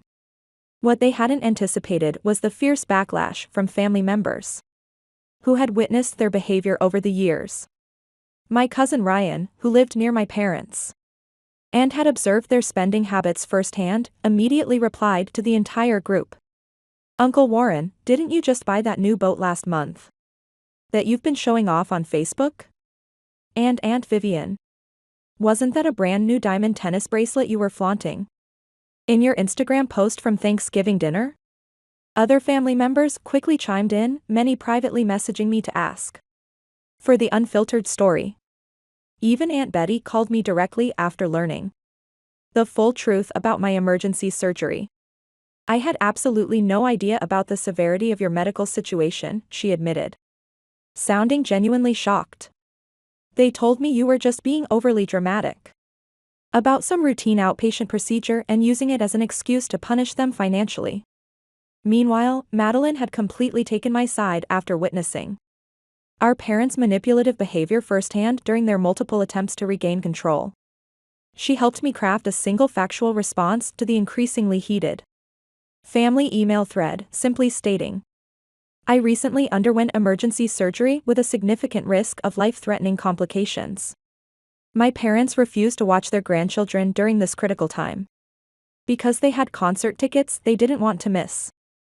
I am now focusing entirely on my physical recovery and caring for my young children, without additional stress or financial drain. The support that followed my simple, honest statement was overwhelming and deeply touching. Ryan's wife dropped off home-cooked meals 3 times that week. A second cousin I barely knew offered her services as a part-time babysitter, completely free of charge. Madeline started spending every weekend at my apartment, genuinely getting to know her niece and nephew while helping me recuperate. Most surprisingly and meaningfully, Catherine from the hospital connected me with an online support group specifically for young widowed parents. Their first meeting was held via Zoom so I could participate from home without straining my healing incision, and for the first time since Thomas died in that horrible crash, I felt truly understood by people who had walked the same devastating path I was traveling. My parents' financial situation, meanwhile, deteriorated at an alarming rate. They had indeed been living far beyond their means, recklessly relying on my monthly contributions to sustain their lavish lifestyle of non-stop travel and extravagant spending. Madeline discovered the disturbing truth when she reluctantly agreed to help them review their finances at their desperate request. They had taken out a second mortgage on their golf course condominium over a year ago specifically to buy their expensive boat, operating under the entitled assumption that I would continue subsidizing their primary mortgage payments indefinitely. They've been systematically lying to absolutely everyone, Madeline told me, her voice trembling with disbelief after seeing their actual financial records. They're not remotely destitute, they're just catastrophically overspent. They'd be completely fine if they simply sold the boat, the vacation timeshare, and Vivian's ridiculous collection of designer handbags. I scrolled through my mother's Instagram as Madeline spoke, seeing post after post of expensive restaurants, luxury travel, and shopping sprees, all funded by the money I'd been sending while struggling to keep my own family afloat after Thomas's death. Their increasingly desperate voicemails, texts, and social media messages continued relentlessly. But with each passing day, their emotional hold on me weakened like a spell being broken. I was building something beautiful and genuine from the ashes of their betrayal. A real support network based on mutual care and respect rather than guilt and obligation. 1 month after my surgery, a major unexpected development occurred. My parents received an official foreclosure notice on their condominium. Madeline called to inform me, her voice a complex mix of genuine concern and unmistakable exasperation. They're in absolute panic mode right now, she explained while I could hear frantic voices arguing in the background of her call. The bank is giving them exactly 60 days to catch up on the missed payments, or they'll lose the condo completely. What about their retirement funds and investments? I asked, bouncing Zoe on my knee while Zach napped peacefully in the next room. My incision still ached, but the sharp pain had finally subsided to a manageable level. Almost completely depleted, Madeline sighed heavily. They spent a huge chunk on that ridiculous boat. Then Warren invested the rest in some cryptocurrency scheme his golf buddy recommended. They've basically lost everything. I'm absolutely not saying you should help them, Eleanor. I just thought you deserved to know what's happening.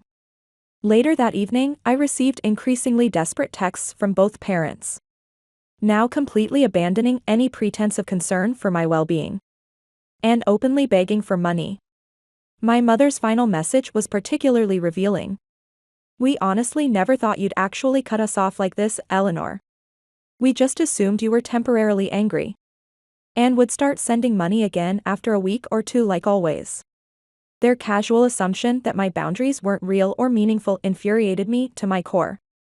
All those years of putting their needs and demands before my own, of silently accepting their mistreatment and emotional neglect, they had never respected me as an actual person with valid needs and feelings.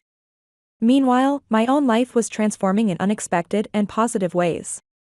The online support group for widowed parents had become an essential lifeline, connecting me with other parents facing similar challenges, who truly understood my daily struggles. Through the group, I met Stephanie, a compassionate real estate agent whose husband had died from aggressive cancer 2 years earlier, leaving her to raise a 3-year-old son alone. She helped me consider housing options I hadn't thought possible, like selling my cramped apartment and using the equity to purchase a small home in a more affordable neighborhood with much better childcare facilities and family support services. I'd also started a promising side business designing memorial websites, inspired by the touching online tribute I'd created for Thomas. Several members of my support group had commissioned custom sites for their own lost loved ones, and word was steadily spreading through their networks. For the first time since becoming a widow, I felt a genuine sense of purpose and direction beyond mere day-to-day survival.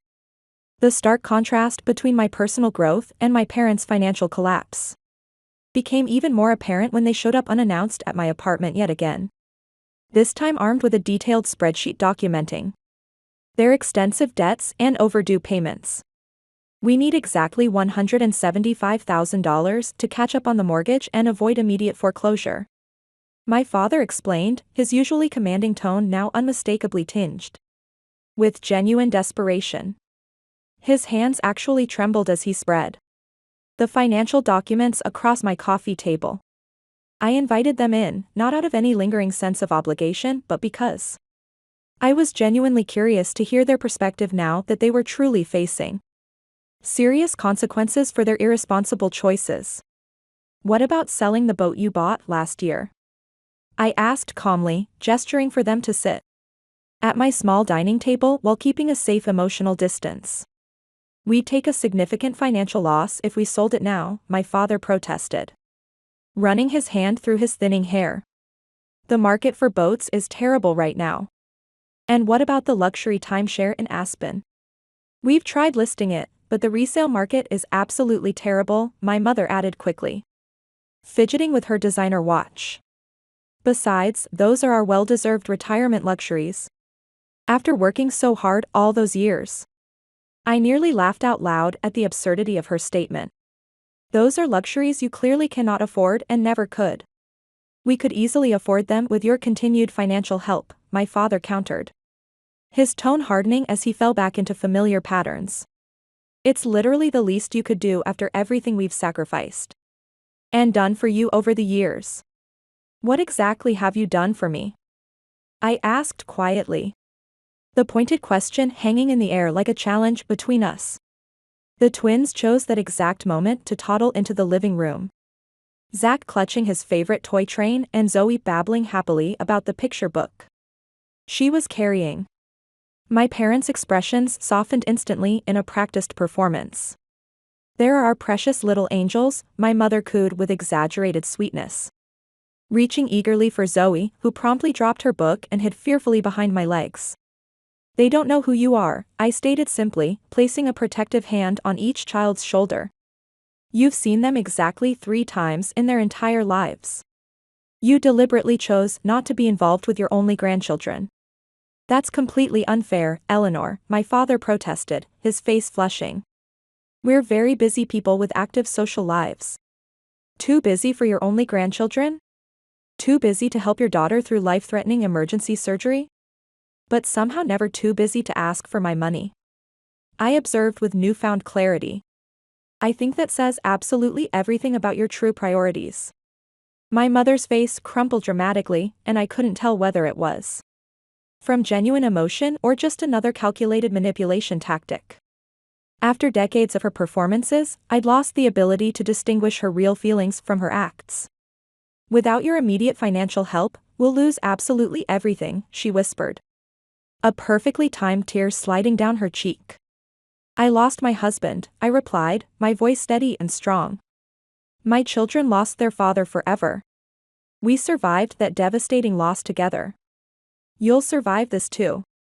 3 months after my surgery, my parents finally faced the inevitable consequence of their financial irresponsibility. They were forced to sell their luxury condominium to avoid formal foreclosure proceedings. Madeline kept me periodically updated on their situation, though I maintained my emotional and physical distance for my own well-being. They had managed to find a modest 2-bedroom apartment significantly downsizing from their 4,000 square foot lakefront property with its panoramic water views. My father had reluctantly sold his prized boat at a substantial loss, and they had finally unloaded the expensive timeshare for a fraction of what they'd originally paid. They're actually publicly blaming you for all their financial problems, Madeline informed me during one of her now regular weekend visits. It's completely bizarre and frustrating to watch. They tell literally anyone who will listen that you cruelly abandoned them after specifically promising lifelong financial support. Let them talk all they want, I replied, feeling surprisingly unbothered by their desperate narrative spinning. The truth consistently speaks for itself. And it truly did. My extended family had largely rallied around me after learning the full, unfiltered story. Even my father's typically judgmental sister, who had always automatically taken his side in every family dispute, called unexpectedly to express her support after hearing about their callous refusal to help during my life-threatening medical emergency. Meanwhile, my own situation had improved dramatically in ways I never could have imagined. Stephanie from my support group had helped me find and purchase a charming 3-bedroom house in a family-friendly neighborhood that Thomas would have loved. The monthly mortgage payments were actually less than my previous apartment rent, and the twins now had a real backyard with a small playset where they could safely play outside for the first time in their lives. My memorial website design business had grown steadily enough that I could reduce my regular graphic design client workload and focus more on creating meaningful tributes that genuinely helped people honor their loved ones. Jasmine still helped with childcare 3 days each week, but I'd thoughtfully adjusted my work schedule to maximize quality time with Zach and Zoe. Most importantly, I'd found a genuine community that supported and valued me. New neighbors brought homemade meals when we moved in, welcoming us warmly to the neighborhood. The support group regularly organized playdates, where the children played while the parents shared experiences and advice. Madeline had transformed into a genuine, loving sister rather than remaining a competitor for our parents' conditional affection. Even Catherine from the hospital would occasionally stop by with her own children for spontaneous playdates. I had lost my beloved husband and severed unhealthy ties with my manipulative parents. Yet somehow I felt less alone and more supported than ever before in my life. 6 months after my surgery, I received something unexpected. In my mailbox, an actual handwritten letter from my mother. I nearly tossed it directly into the trash unopened. But a persistent curiosity won out over my protective instincts. Inside was something I'd never seen in my 33 years of life. What appeared to be a genuine, heartfelt apology. I've had time to deeply reflect on my behavior and our relationship. Vivian wrote in her elegant handwriting. Watching you build a successful life without our help or interference has forced me to confront some extremely painful truths about myself as a mother. I was jealous of your independence and your remarkable resilience. I resented that you didn't seem to need me in the way I desperately needed my own mother. But now I see with painful clarity that you did need me, just not in the performative ways I wanted to be needed.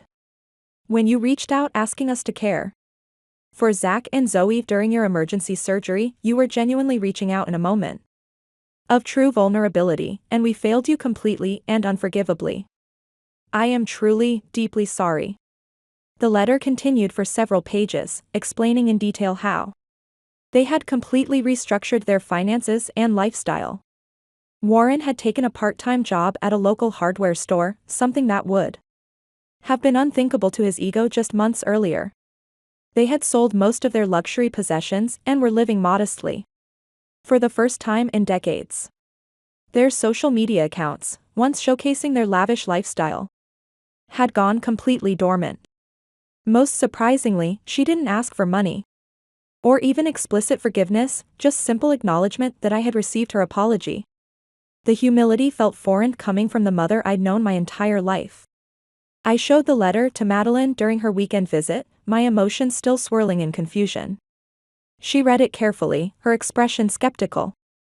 They've been talking about writing to you for weeks, she admitted, handing the letter back to me. Dad was strongly against it at first, but I think he's starting to see things differently too. especially after his serious health scare last month. Health scare? I asked, feeling a flicker of concern despite my protective emotional walls. Severe high blood pressure episode and chest pains that sent him to the emergency room. Madeline explained, tucking her legs beneath her on my couch. It really terrified him. He's on multiple medications now and actually following the doctor's strict orders for the first time in his life. I think directly facing his own mortality has genuinely humbled him in ways nothing else could.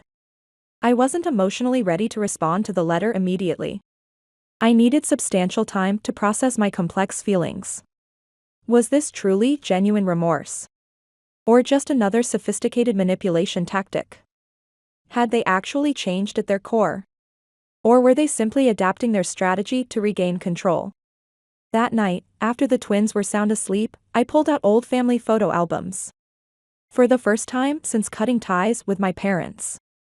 Looking beyond the perfectly posed smiling faces, I saw patterns and dynamics I'd been blind to before. My parents had always been skilled performers, meticulously playing the role of perfect, successful parents while consistently prioritizing their own needs and desires above everyone else's. A full year after my life-threatening surgery, I finally agreed to meet my parents at a neutral location, a quiet cafe near my new home in a family-friendly neighborhood. When they walked through the door, I barely recognized the couple approaching my table. My father seemed physically smaller somehow, his once commanding posture replaced by a noticeably humbler, more cautious demeanor. My mother's designer clothes and perfectly styled hair had been exchanged for simple, practical attire.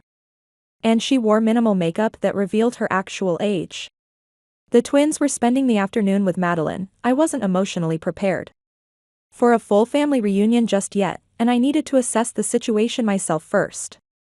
We sat in awkward, heavy silence until my father did something I had never witnessed in my entire life. He openly wept, tears streaming down his face without any attempt to hide them.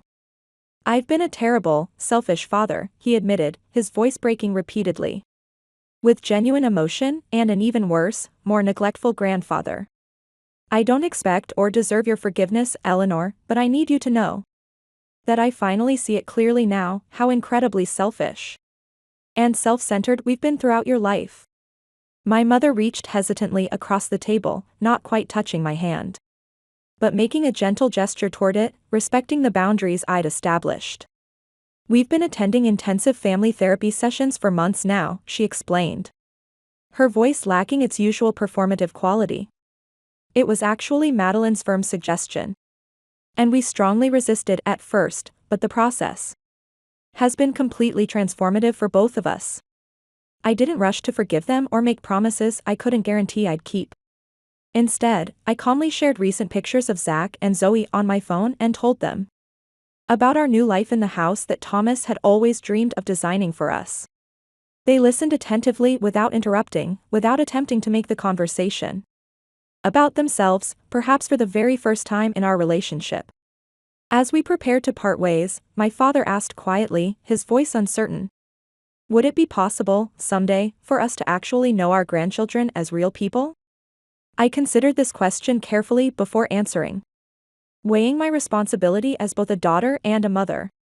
"That entirely depends on your consistent actions, not your words or promises," I finally replied.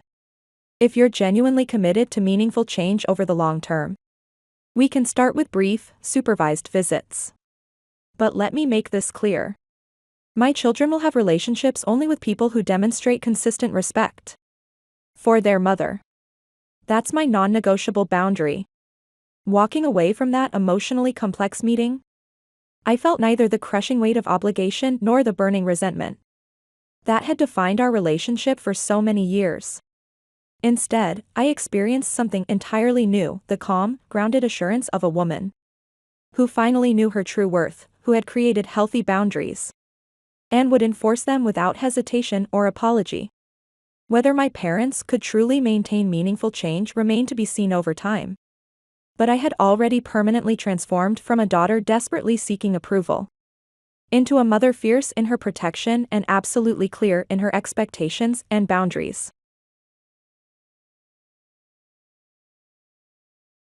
Because my mistress is pregnant, let's get divorced. You can leave with my mom, my husband said without remorse as he looked after my unconscious mother-in-law, who had been hit in a hit-and-run. I had suspected something was off with his recent late returns home, and now it all made sense. Despite understanding some of his points, I was speechless at his harsh words. He continued, "Taking care of mom is the only thing giving you any worth. I'm saying I'm letting you take over her care for your sake." I was dumbfounded by his words. Once we divorced, my mother-in-law and I would be complete strangers. Why should I have to take someone who isn't even my blood relative with me? I pulled back the blanket to show my mother-in-law's thigh. "I'm leaving your mom behind because, look." Then, my husband's face visibly changed, and he became suspicious, as he understood what I meant. He had been too self-centered for too long. He still hasn't realized that the day when he will have to pay the price is approaching. My name is Hillary Irving, 52 years old. I live with my husband, his mother, and our daughter, who just started high school this year. He dotes on our daughter, but it's all superficial. For him, his mother is the absolute priority. "Hey, Mom. My bangs have grown out, could you cut them soon?" "Sure, stop by the shop after school." "Thanks, Mom. I hope to become a hairdresser like you someday." I have been a hairdresser at a nearby salon even before I got married, and continued working after. I regularly cut my daughter's hair, and she admires my profession. However, someone looked visibly displeased. During our conversation, my mother-in-law, "A hairdresser? Stop that, Katie. You're still a student, but you'll be married someday. It's outrageous to work like Hillary." The reason I continue to work even after marriage is not only pride in my job, but also to save a bit for my daughter's education and future. However, my mother-in-law is old-fashioned and stubborn, believing a wife's primary duty is to support her husband, and she disapproves of me working. And my husband just nods along, never listening to our daughter's opinions. "Yeah, Katie. You don't need to work, you're pretty enough to make a good wife." Really, working while being a wife and affecting the children like this, it's troublesome. My husband has never sided with my daughter and me. I've long given up on that. But it doesn't feel good. My daughter, visibly fed up, quickly left the breakfast table. I followed her to the door to see her off to school, soothing her by lightly patting her head and managing a smile, telling her to take care. As I returned to the living room, my mother-in-law began her daily routine of snide remarks. It's because the mother is a hairdresser that the child even thinks about following in her footsteps. I think she's just considering her future on her own. Hearing my rebuttal, my mother-in-law made a face. Not only do I work, but the idea of sending my daughter to vocational school or university, if she wishes, also doesn't sit well with her. My mother-in-law has always believed that women don't need education, constantly pushing outdated preparations for married life on my daughter. Naturally, my daughter resists, spending her time studying at school and researching beauty schools instead. And, of course, my parenting gets blamed for her attitude. Children's dreams about their future are always idealistic. They should learn more practical things for the future. How can you not discipline even one child properly?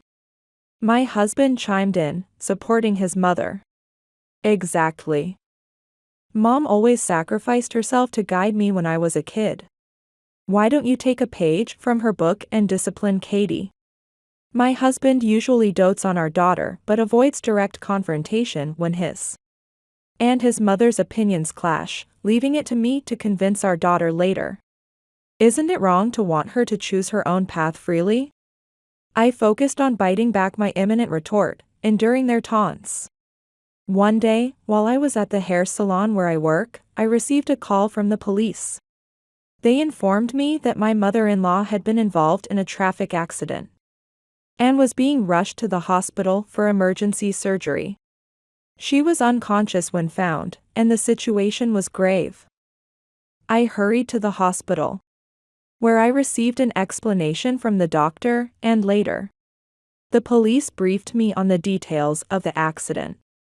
The police told me that they initially tried to contact my husband since his number was listed first in my mother-in-law's phone's recent calls. Unfortunately, he had just boarded a bullet train for a business trip and wouldn't be able to return for over 2 hours, so they contacted me at my workplace instead. What a horrible situation, a hit and run.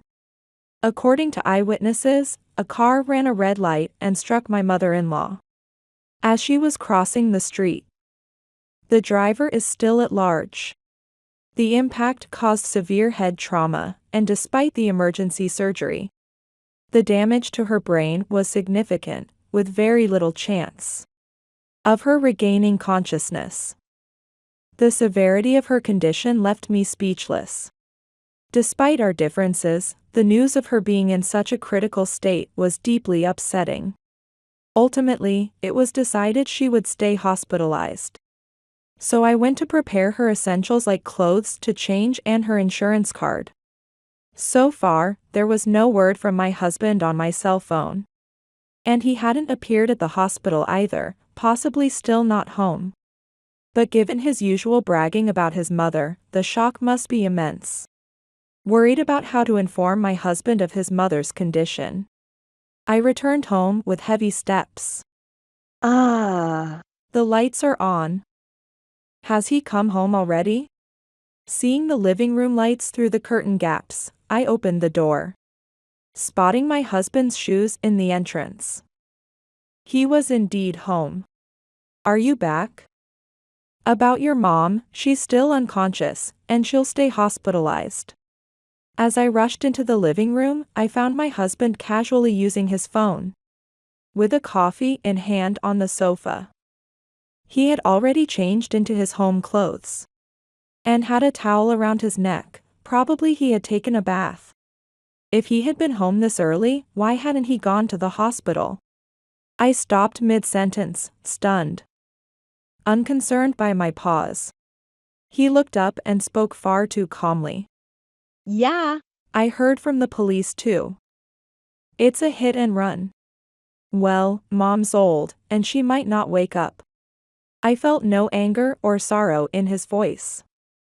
Was he holding back tears in front of me? As I pondered this, I handed him the hospital documents regarding the admission process and visitation guidelines. You'll visit her too, right? Even if she's unconscious? Talking to her might help her regain consciousness. nah. I'm good. It's too pitiful to see Mom weakened like that. And I've got work anyway. I'll leave it to you. Interrupting me, my husband stood up without even looking at the documents and went back to his room, continuing to fiddle with his cell phone. His behavior clearly didn't show any concern for his own mother. Instead, his attitude seemed to push the burden of visiting and caring off himself. Stunned and at a loss for words, I was confused by his drastic change from his previous devotion to his mother. From the next day, I started visiting my mother-in-law's hospital room between work shifts. I spoke to her and gently rubbed her arms, hoping even these small actions might help. However, my husband never visited, completely abandoning her care. 3 months after the accident, I received a call from the police saying they had caught the hit-and-run driver. Honey, they caught the man who hit your mom. Apparently, he's a young man from overseas. If he's from overseas, we can't expect much compensation, right? These things usually go to trial, don't they? If there are procedures needed, you handle them. I'll be home late from work for a while. My husband's attitude towards his mother hadn't changed. He showed no joy that the perpetrator was caught, nor any anger about what had happened to his mother. He seemed disinterested, if anything. From that day, true to his word, my husband started coming home late at night more frequently. Then one day, he said something outrageous. "Hey, about Mom, how about we take her home?" "What do you mean?" "She's still unconscious, it's impossible." "No, I heard there's a way to care for her at home with ventilators and IVs. Mom loves home, so even if she doesn't wake up, I want to keep her at home as long as possible. Of course, I'll handle the caregiving." The idea of discharging my mother-in-law and caring for her at home overwhelmed me. Though I had no caregiving experience, I knew from conversations with my customers at the salon how difficult it could be. "You said you'd take care of her, but you have work, right? Can you really handle all her care by yourself?" "Of course. I've already asked my company for a long caregiving leave because I need to care for a parent, plus a colleague who cares for his bedridden parent told me all about it, and I've arranged for everything needed for home care. I won't burden you. So, it's for Mom, okay?" His sudden willingness to care after having refused even to visit her felt inconsistent. But, swayed by his promises and his apparent arrangements, I agreed to her discharge on the condition that he would handle her care. "Hey, you said you applied for caregiving leave, right? When will it be approved? I've been taking time off work. And when will the caregiving supplies arrive? An emergency came up at work, so the approval hasn't come through yet, you know? And about the supplies, I've ordered them, but there's been a delay in shipping. I'll check on that later. I have to stay overnight today, so please take care of Mom." A month after my mother-in-law's discharge, the situation was completely different from what I had been told. My husband did not provide any care, leaving all the responsibilities to me. He traveled more for work and was often away from home for days. Eventually, I had to take a leave of absence from the salon to care for my mother-in-law, spending my days overwhelmed by unfamiliar caregiving tasks, barely managing the household chores. My cell phone was filled with calls and emails from my parents, concerned about me. But I had no time even to contact them, let alone visit. "Mom, I bought dinner. I'll watch Grandma, so you eat while you can." My husband continued to make excuses and leave the house, but my daughter, Katie, started helping with household chores and caregiving within her capabilities. "Thank you, Katie. I'm sorry for burdening you too." My daughter shook her head with an awkward smile at my words. As I was about to leave the room to quickly finish my meal, I noticed Katie seemed to want to say something. "What's wrong?" I asked. But she hesitated to speak. Curious, I decided to postpone my meal and listen to her. As she hesitantly began to speak, I was shocked, sinking to the floor. Katie rushed to me, clearly shocked herself, but I was more convinced by her words than shocked. So, that's what it was. I felt a profound emptiness, more than sadness or anger. But I knew I couldn't continue like this. After a lengthy conversation with my daughter, I made a significant decision and began preparing for what needed to be done. A week after our discussion, my husband, unusually home early, said to me, "My mistress is pregnant, so let's get divorced. You and Mom can leave." I had learned of my husband's affair from Katie a week earlier. She had seen him arm in arm with a flashy, nightclub-style young woman heading to a hotel as she returned from school. Honestly, I had suspected something based on his behavior. My husband never showed me his pay slips. They had been digitized years ago. And without the password, I couldn't access them. My requests to see them had always been dismissed as too troublesome to print. Recently, however, a paper slip had fallen out of his suit pocket, and I happened to see it. It seemed there had been an error with the statement system, and this month's had been issued on paper. The statement included an item labeled caregiving leave allowance. Indeed, my husband had taken caregiving leave. Yet, he kept leaving the house under the pretense of work and business trips. Where he was going was clear enough. Likely, he had taken the caregiving leave as a pretext to have me take care of his mother while he used the leave for other purposes. The claim that he had arranged for caregiving supplies was probably false. After hearing this from my daughter, I decided to divorce. It wasn't just about the affair. It was everything that had accumulated, the relationship with his mother and him, the caregiving, and other issues that all pushed me towards this decision. With my daughter's help, I managed to arrange the necessary procedures and documents. I don't mind divorcing. I'll leave the house, but I'm leaving your mom behind. What? What are you saying? You're planning to leave my mother in this condition? I have work, so I can't take care of her. What a heartless person you are. His words left me speechless. Divorce was understandable. I had no intention of refusing. But once we divorced, my mother-in-law and I would be complete strangers. Why should I take someone who isn't related by blood and is legally a stranger? I sighed openly as I pulled back the blanket to reveal my mother-in-law's thigh, causing my husband's complexion to visibly change as he shifted his gaze uneasily, seemingly understanding my point.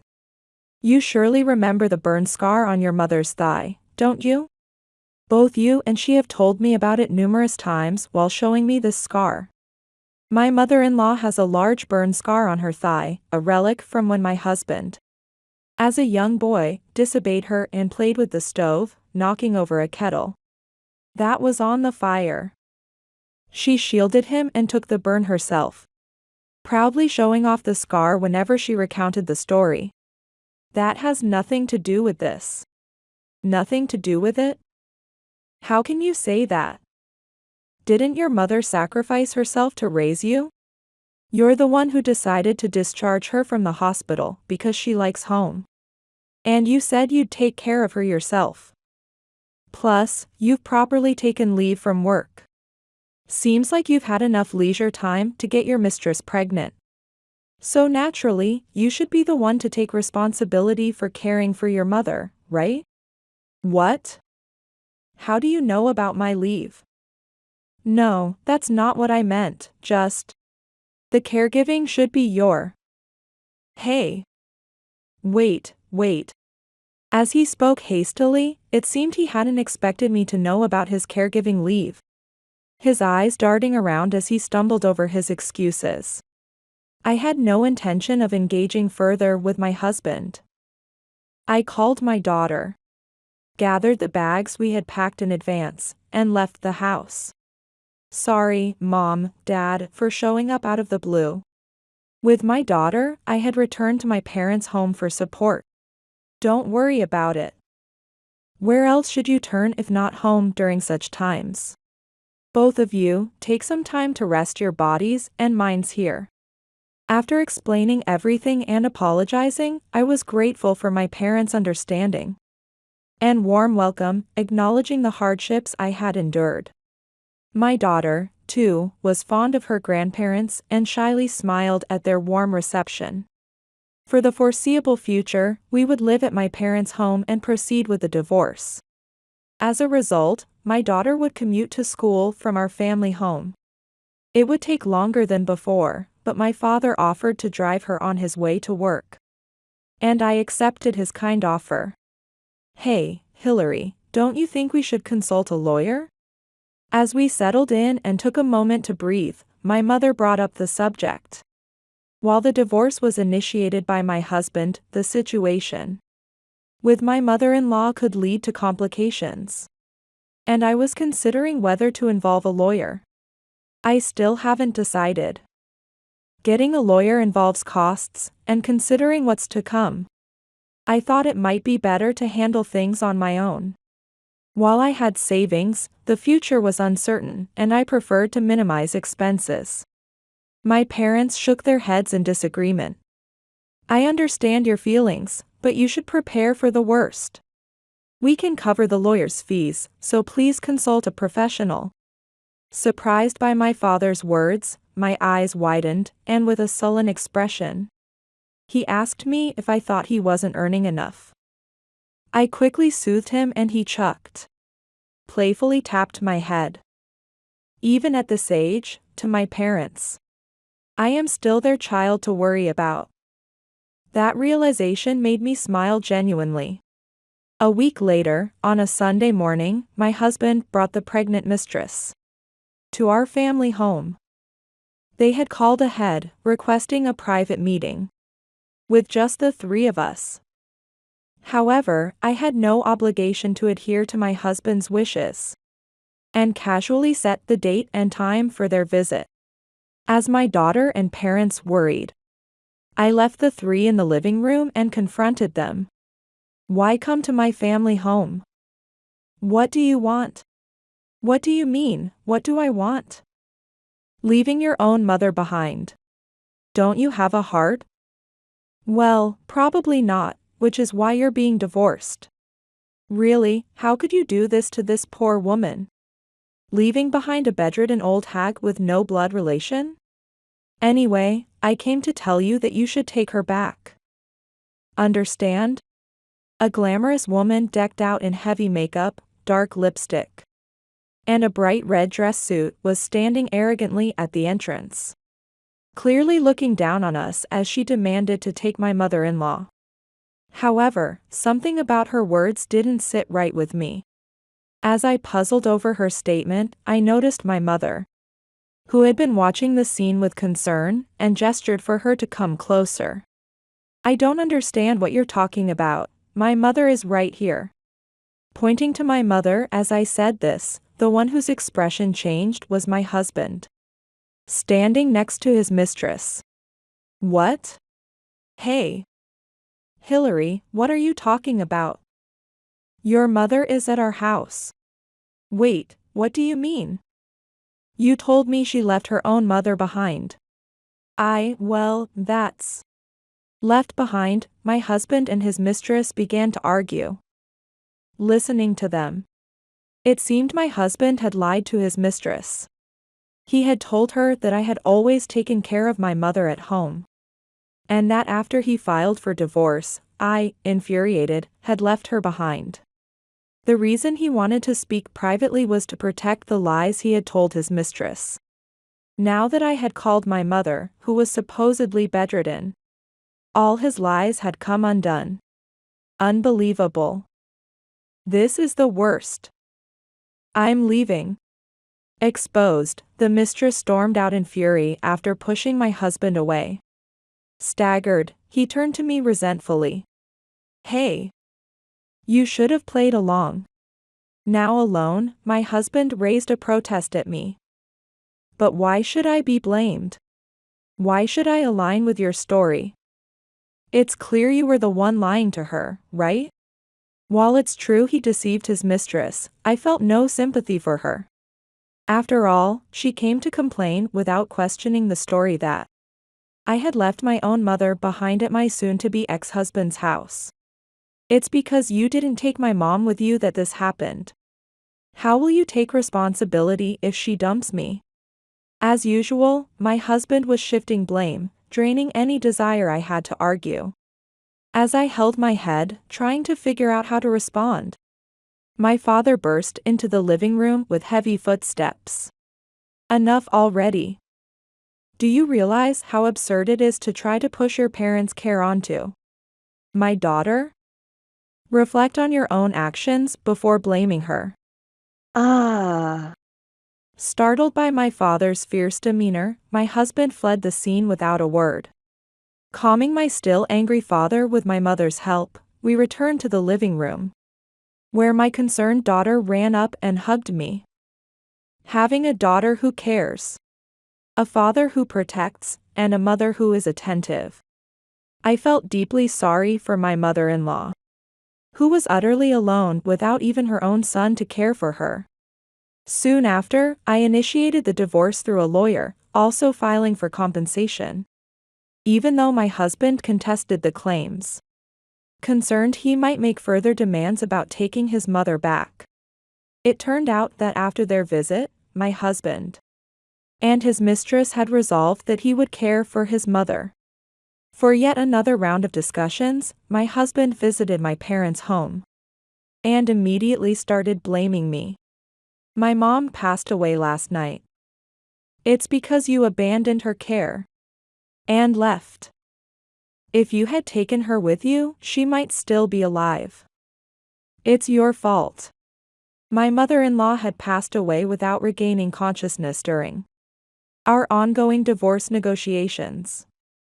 It wasn't my fault, after all. Her own son had neglected her care, and I had no obligation to take her in. Though I knew this logically, my heart ached painfully. However, the lawyer present with me sternly countered my ex-husband's accusations. On what basis do you make such claims? If we were in public, such statements could be considered defamatory. Startled by the lawyer's words, my ex-husband grimaced and fell silent, quickly signing the necessary documents and answering a few of the lawyer's questions before leaving.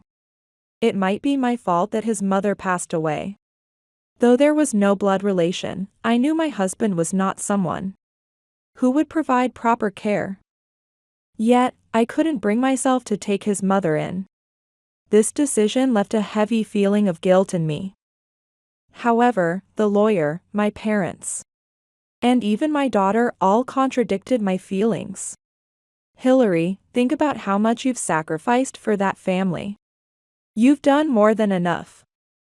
It's okay, you don't need to blame yourself anymore. Tears welled up in my eyes as my mother spoke, and I nodded slightly. This guilt might never fully disappear, but I have a family that values me more. There's nothing more important to me than my daughter and parents. Sometime after, my divorce from my ex-husband was finalized. He and his mistress contested until the end, but thanks to my lawyer's skill, I nearly got the compensation I wanted. Whether he would pay properly was questionable, but it turned out that he received some inheritance after his mother's death and paid the compensation in full. This officially made us strangers. Months later, my daughter and I were looking at properties to move out. My parents seemed to be scheming to disrupt our search for a new home, as they enjoyed having their granddaughter around. Even these interactions felt joyful. However, an unexpected visitor broke this routine. What do you want now? I frowned openly at my ex-husband who stood at the doorstep, looking more haggard than ever and holding a baby. This child was born, but look at him. No matter how you look at it, he's not my child. See, he clearly looks foreign. There's no way he's mine. Examining the baby, who had light blonde hair and grayish eyes, his appearance did indeed suggest he might not be his, fitting more with what my ex-husband claimed than his child. He explained that the child, supposedly his, turned out not to be his after all. He had not doubted his mistress until the baby was born. But the baby's features shocked everyone present during the birth, leading to a massive fight between him and his mistress right there. Then, after she was discharged, when I pressed her for more details, she was in the car that hit your mother in the hit and run. What? But, you've been with her for quite some time, haven't you? It was known through my lawyer's investigation that they had been involved long before my mother-in-law's accident. The hit-and-run driver, you said he was a foreign man. But that guy was her main man. I was deceived. Apparently, the hit-and-run driver had taken all the blame. stating there were no other passengers, likely protecting his girlfriend while sacrificing himself. My ex-husband must have been a secondary choice. But with her main man arrested, he was unwittingly promoted. Moreover, she laughed and said that if she hadn't run away and had called an ambulance right away, your mother might have been saved. But because they were late for a reservation at a restaurant, they decided an old lady could wait a bit longer. That's terrible.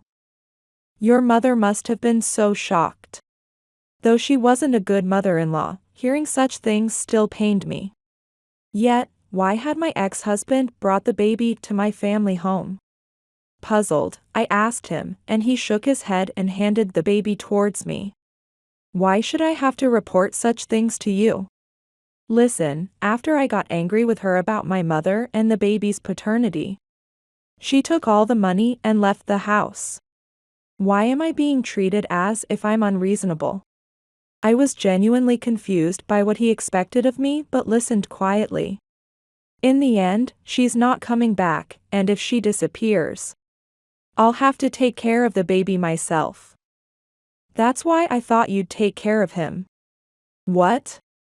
My voice came out reflexively low, overwhelmed by his audacious statement.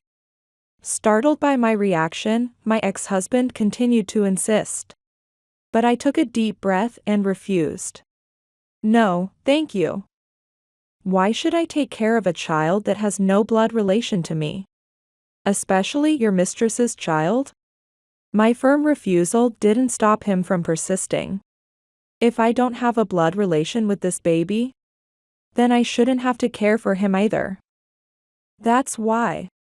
Before he could finish, I heard footsteps approaching from behind, and instinctively covered the baby's ears. Are you stupid? Where in the world do you find someone who would raise her ex-husband's mistress's child? A child from a completely unknown man? Stop taking our daughter for a fool. Eek. After being rejected by me and yelled at by my parents, my ex-husband let out a frightened yelp, took the baby back, and walked away with a lost expression, shuffling his feet. Since then, there have been no more visits from my ex-husband, and our days have been peaceful.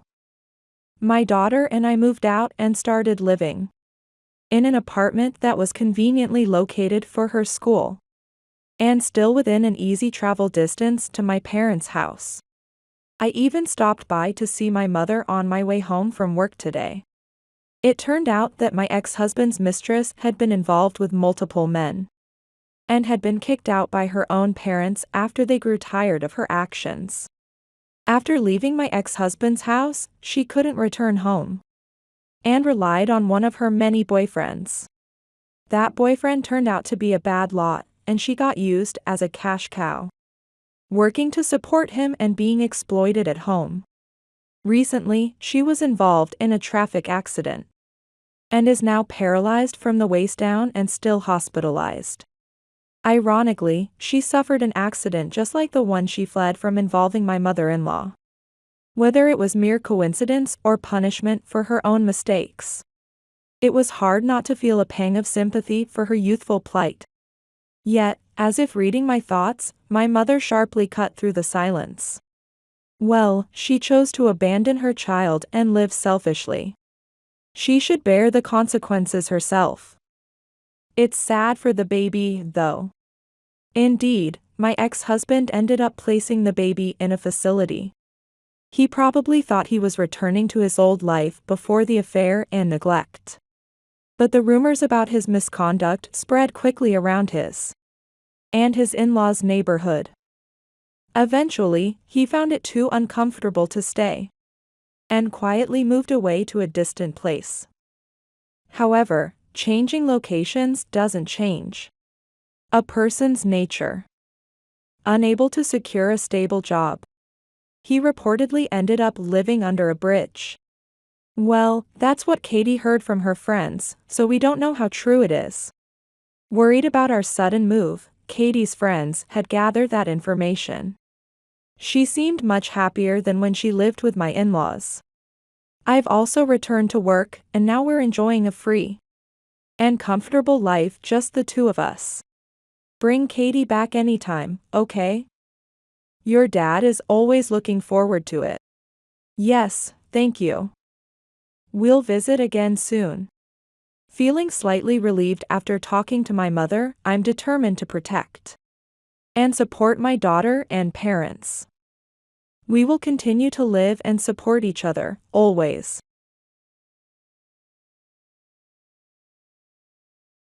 Wait, you didn't know about the Maldives trip? My sister Jade's voice oozed with fake concern through my phone speaker. I thought Mom told you already. We're all going next month, Mom, Dad, me, and Oliver. Someone needs to watch their pets and monitor the smart home system while we're gone though. Mom said she was going to ask you about it. I stood frozen in my modern kitchen, my fingers clutching my phone so tightly. My knuckles turned white. My name is Erin Foster, and at 27, I just discovered my entire family had planned a luxury vacation without even considering including me. My stomach twisted into knots as I processed this revelation, especially painful since this was supposed to be a casual call about Mom's upcoming birthday plans. No, Jade. Mom hasn't mentioned anything about the Maldives, I replied, fighting to keep my voice from cracking as waves of hurt washed over me. Or about pet sitting and house monitoring duties. Well, you know how she gets with her million projects, Jade laughed dismissively. She probably just forgot to mention it. But you're not busy anyway, right? I mean, your job is so flexible, and you can watch Rocky and Max for the week. Mom's already counting on you since you're the only one not going. The dogs love you best anyway. The only one not going because they never bothered to invite me. A dull ache spread through my chest as I thought about all the family dinners where they must have excitedly discussed this trip, carefully changing the subject whenever I walked into the room. Those hushed conversations that abruptly stopped when I appeared suddenly made perfect, painful sense. My mom's random questions about my work schedule and my dad's unusual curiosity about my dating life weren't really about caring for me. They were just fishing for information to see if I'd be around to help with their pet sitting. Later that evening, my phone lit up with Mom's name and photo. Honey, I've been meaning to talk to you about something important. We need a favor. She began without preamble. Let me guess. You need me to watch the dogs and manage your smart home system while you're all enjoying the Maldives? I couldn't mask the hurt and bitterness that seeped into every word. Oh, Jade mentioned it to you? Yes, it would be such a tremendous help, sweetheart. You know how Rocky gets terribly anxious at the kennel, he refuses to eat 4 days, and Max needs his heart medication precisely twice daily. The new smart home system needs monitoring too. We'll only be gone for 8 days at this absolutely divine resort. I listened, my chest tightening, as my mom rambled enthusiastically about flight times, water villa accommodations, and exclusive resort amenities, never once acknowledging that they had completely excluded me from the family vacation. Not even a half-hearted wish you could join us or maybe next time. She went on and on about Rocky's organic food requirements and Max's strict medication schedule, as if these mundane details would somehow compensate for the fact that they'd planned an entire luxury family getaway without me. So you'll do it, right? She asked with bright expectation in her voice. Your dad already canceled the kennel reservation, and Jade is absolutely thrilled. She found this perfect little resort with private water villas and amazing snorkeling. You know how she loves being in the water, her Instagram followers are going to eat it up. Of course I knew. My family has always operated this way, making decisions that have a direct impact on me without ever asking for my input. To them, I was dependable Erin, the family problem solver who never made waves, never said no, never complicated their plans with her own inconvenient needs or desires. I'll think about it, I said quietly, already opening my laptop browser to a travel website, my fingers trembling slightly with a mixture of hurt and emerging determination. The pattern had been established years ago, when Jade was accepted to her prestigious university. My parents threw an extravagant celebration, custom-designed banners, professionally catered food, all their country club friends invited to toast their youngest daughter's achievement. When I got into Northwestern University a year earlier, with a partial academic scholarship and excellent grades, they simply nodded and said, "That's nice, dear." My acceptance letter remained on the refrigerator for exactly 2 days, before being replaced by the schedule for Jade's summer dance showcase. My sister had always been the family's golden child. She was the vibrant one, the photogenic one, the one who could do no wrong in their eyes. Even when she dropped out of college after 2 years to find herself across Europe, my parents financially supported her adventure, sending generous monthly allowances for what they proudly called her essential journey of self-discovery. Meanwhile, I worked multiple jobs throughout college, graduated with honors, and built a successful career in digital marketing, accomplishments that earned me nothing more than the dubious privilege of being the family's reliable backup plan. That evening, after my mom's call, I found myself intensely scrolling through adventure travel websites. A particular destination captured my imagination: New Zealand's South Island, a photographer's paradise of dramatic landscapes that I'd dreamed of capturing since my college photography courses. The dates perfectly overlapped with my family's Maldives trip. And remarkably, there was a special photography adventure tour with a limited time discount. My cursor hovered over the Book Now button as my phone buzzed with a series of rapid-fire texts from Jade. "Mom says you're being weird about watching the dogs. Don't be difficult, Erin. It's not like you have vacation days saved up anyway. Your job is so boring and demanding. Plus, what would you even do with time off? You never go anywhere exciting or Instagram-worthy." My cheeks flushed with anger. I actually had 3 full weeks of vacation saved up. My family just assumed I never took time off because I had nowhere exciting to go. And no one to go with. They'd completely forgotten about the travel photography blog I'd been running for over 2 years, the one that had steadily grown to over 25,000 engaged followers. Yet another thing they dismissed as Erin's little hobby, just like they dismissed my award-winning photography in college and my creative writing in high school. My phone rang again. It was Dad this time. "Princess, your mom's really upset right now. You know how Rocky gets. At the kennel, he absolutely refuses to eat, and we're worried sick about him when we're away. Last time, the kennel called us twice a day with concerns. Did it ever occur to any of you to actually invite me on the trip?" I finally asked, my voice quivering with emotion I could no longer contain. The telling silence on the other end made my heart sink even further. "Well," he stumbled awkwardly, "Jade mentioned you probably couldn't get time off work with your big project deadline, and you know how your mom gets. When she's planning these things, once she has a vision, it's full steam ahead. Plus, Oliver already put down the deposit for their water villa. The resort was nearly fully booked."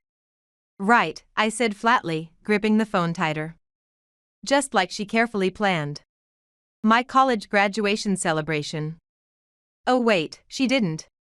Because Jade's spontaneous European influencer opportunity came up suddenly. And everyone absolutely had to fly to Paris to help her network instead. That's not entirely fair, Erin. Your sister needed family support during that critical phase of her journey of self-discovery and brand development. I stared at my computer screen, mesmerized by the breathtaking image of New Zealand's rugged mountains and crystal-clear lakes awaiting me. Something profound shifted inside me, years of being the dependable one, the responsible one, the family mediator they could always count on to sacrifice her own dreams for theirs. It all crystallized into a moment of perfect clarity and unexpected courage. "I'll let you know about the dogs tomorrow," I said with newfound resolve, then ended the call and decisively clicked Book Now on my New Zealand adventure photography tour. The next morning, my phone was practically exploding with notifications. My mom had bombarded me with 8 text messages, ranging from emotional guilt trips. "How could you do this to us, Erin?" to thinly veiled demands. "Call me immediately about the dogs."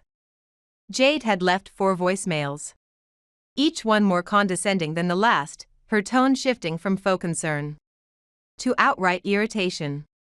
Even my dad, who typically avoided family conflicts by burying himself in work, had sent a lengthy email detailing exactly why my behavior was unprecedented and deeply disappointing. I took a screenshot of every message, feeling a strange sense of validation as the evidence of their manipulation piled up on my phone. For once, I wasn't immediately responding or trying to smooth things over. The sensation was both terrifying and exhilarating. I deliberately waited until our mandatory Sunday family dinner to break the news officially. When I arrived at my parents' spacious home in the suburbs, my heart was pounding. But I was determined to keep it together. They were all gathered around the dining table, animatedly discussing their upcoming Maldives trip over Mom's homemade lasagna. The overwater villas have glass floors so you can see tropical fish swimming right beneath you, Jade was explaining, scrolling through resort photos on her phone. "Oliver says it's perfect for my Instagram aesthetic." I took a deep breath, feeling a rush of courage surge through me. "I've made alternative arrangements for those dates," I announced during a brief pause in their conversation. "You'll need to find someone else to watch Rocky and Max and monitor your smart home." The sudden silence was deafening. My mom's fork clattered loudly against her fine china plate. "What do you mean, alternative arrangements?" Her voice rose sharply. "What could possibly be more important than helping your family when we need you?" "My photography tour in New Zealand," I replied calmly, taking a deliberate sip of water, while watching their faces transform from confusion to utter disbelief. "New Zealand?" Jade let out a dismissive laugh that sent a flash of anger through me. "You're not seriously going to New Zealand? That's on the other side of the world." With steady hands, I pulled up my confirmed itinerary on my phone and placed it in the center of the table. "Actually, I am 8 days in the South Island on an adventure photography tour, starting the exact same day you leave for the Maldives. I'll be hiking mountains, photographing dramatic landscapes, and even bungee jumping." "But you can't possibly go," my mom sputtered, her face flushing with panic. "What about the dogs? The smart home system? The security cameras?" "The kennel is completely booked, I already checked twice." "That sounds like inadequate planning on your part," I replied, surprised by the unwavering steadiness in my voice. My usual anxiety around confrontation had been replaced by a calm certainty. "Perhaps Oliver could watch them, since he's apparently family enough to secure a spot on the Maldives trip." "That's completely different," Jade protested, her perfectly manicured nails tapping agitatedly against the table. "Oliver is my partner. Besides, he's severely allergic to dogs, his throat practically closes up around them." "How incredibly convenient," I said, standing up and gathering my things with deliberate slowness. "I'm sure you'll figure something out. You always manage to solve problems when they actually matter to you." "Erin, sit down right now," my dad ordered, his investment advisor authority voice coming out. "You're behaving like a petulant child. This isn't like you at all." "That's precisely the problem, isn't it?" My voice quivered slightly, but with emotion rather than uncertainty. "You've all decided exactly who I'm supposed to be. Reliable Erin. Dependable Erin. Always available Erin. Did it ever occur to any of you that I might want to be included in family vacations? That I might have my own dreams, my own plans, my own life that doesn't revolve around being your convenient solution?" The stunned silence around the table was almost satisfying. My mom's eyes welled with tears, whether from genuine regret or simply not getting her way, I couldn't tell. Jade sat with her mouth literally hanging open, for once completely speechless. My dad stared intently at his plate, refusing to meet my gaze. I need to leave, I said, heading determinedly for the door. I have to shop for hiking boots and weather-resistant camera gear. New Zealand has some incredible mountain ranges and glaciers to photograph. The fallout hit exactly as I'd anticipated. My mom launched a full-scale emotional warfare campaign, enlisting every family member who would listen to her side of the story. Aunt Margaret called to lecture me about how selfish I was being. My cousin Tyler sent paragraphs-long texts about family loyalty and responsibility. Even my grandma weighed in with confused voicemails, repeatedly asking why I couldn't watch the puppies on my computer from New Zealand with all that technology nowadays. The family group chat, which I was never removed from, surprisingly, exploded with messages strategically meant for me to see, discussions of potentially cancelled flights and disappointed faces. That familiar guilt hit me again. But I pushed it away, reminding myself of all the times I've been manipulated in the past. Jade's approach was far more direct and confrontational. She showed up at my condo unannounced on Tuesday evening, barging through my door without waiting for an invitation. "You're only doing this to spite us," she accused, tossing her designer bag onto my kitchen counter. "This isn't the Erin I know. You've always been the responsible one, the family problem solver. What's gotten into you? The responsible one?" I repeated, crossing my arms tightly across my chest as anger and hurt bubbled up inside me. "You mean the convenient one? The one who's expected to drop everything whenever the rest of you need something? The family doormat? That's not fair at all." Jade's voice rose defensively. "We appreciate everything you do for this family. We rely on you because you're so capable." "Really?" My voice cracked with emotion. "When was the last time any of you actually showed that appreciation? When was the last time you included me in family plans instead of just expecting me to fill in the gaps and clean up messes?" Jade flopped dramatically onto my couch, her perfectly highlighted blonde hair somehow falling artfully even in her frustration. She looked like she was posing for an Instagram story titled "Dealing with Difficult Family." "We honestly didn't think you'd want to come to the Maldives," she sighed. "You're always so wrapped up in your work and those little photography projects. It's not really your scene. You hate posting bikini pictures." My blood boiled at her dismissive tone. "Did you ask me? Did anyone bother to ask if I might want to join my family on vacation?" "Well, no, but nothing," I cut her off firmly. "You all made convenient assumptions about my life, my time, my priorities. And you know what really hurts? You got so comfortable taking me for granted that you didn't even try to hide your Maldives plans. That's how little consideration you gave me." Jade's face flushed with what looked like the first hint of genuine shame I'd seen from her in years. "Mom and Dad are legitimately upset," she countered, switching tactics. "They might have to cancel their trip entirely if they can't find someone to watch the dogs and manage the house."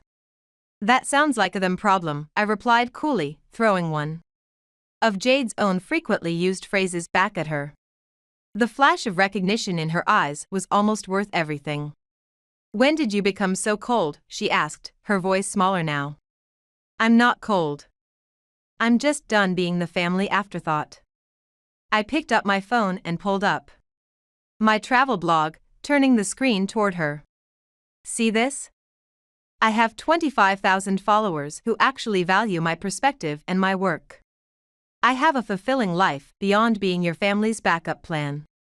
Jade took my phone, her expression visibly shifting as she scrolled through my carefully curated blog posts and professional quality photographs. Her dismissal gradually transformed to surprise and what looked almost like respect. "These photos are seriously good, Erin. They look like something you'd see in a magazine." She looked up at me with widened eyes. "When did you get so talented at photography?" 3 years ago, I replied, unable to keep the bitterness from my voice. Not that anyone in this family noticed or cared enough to ask. The next Sunday dinner was charged with almost unbearable tension. My mom had dramatically spread all the pet supplies across the dining room table like some sort of guilt-inducing museum exhibit, Rocky's special organic food, Max's medication schedule printed in 3 different formats, their favorite toys, even their vaccination records. She kept shooting me pointed, martyred looks as she methodically explained how incredibly complex their care routine was.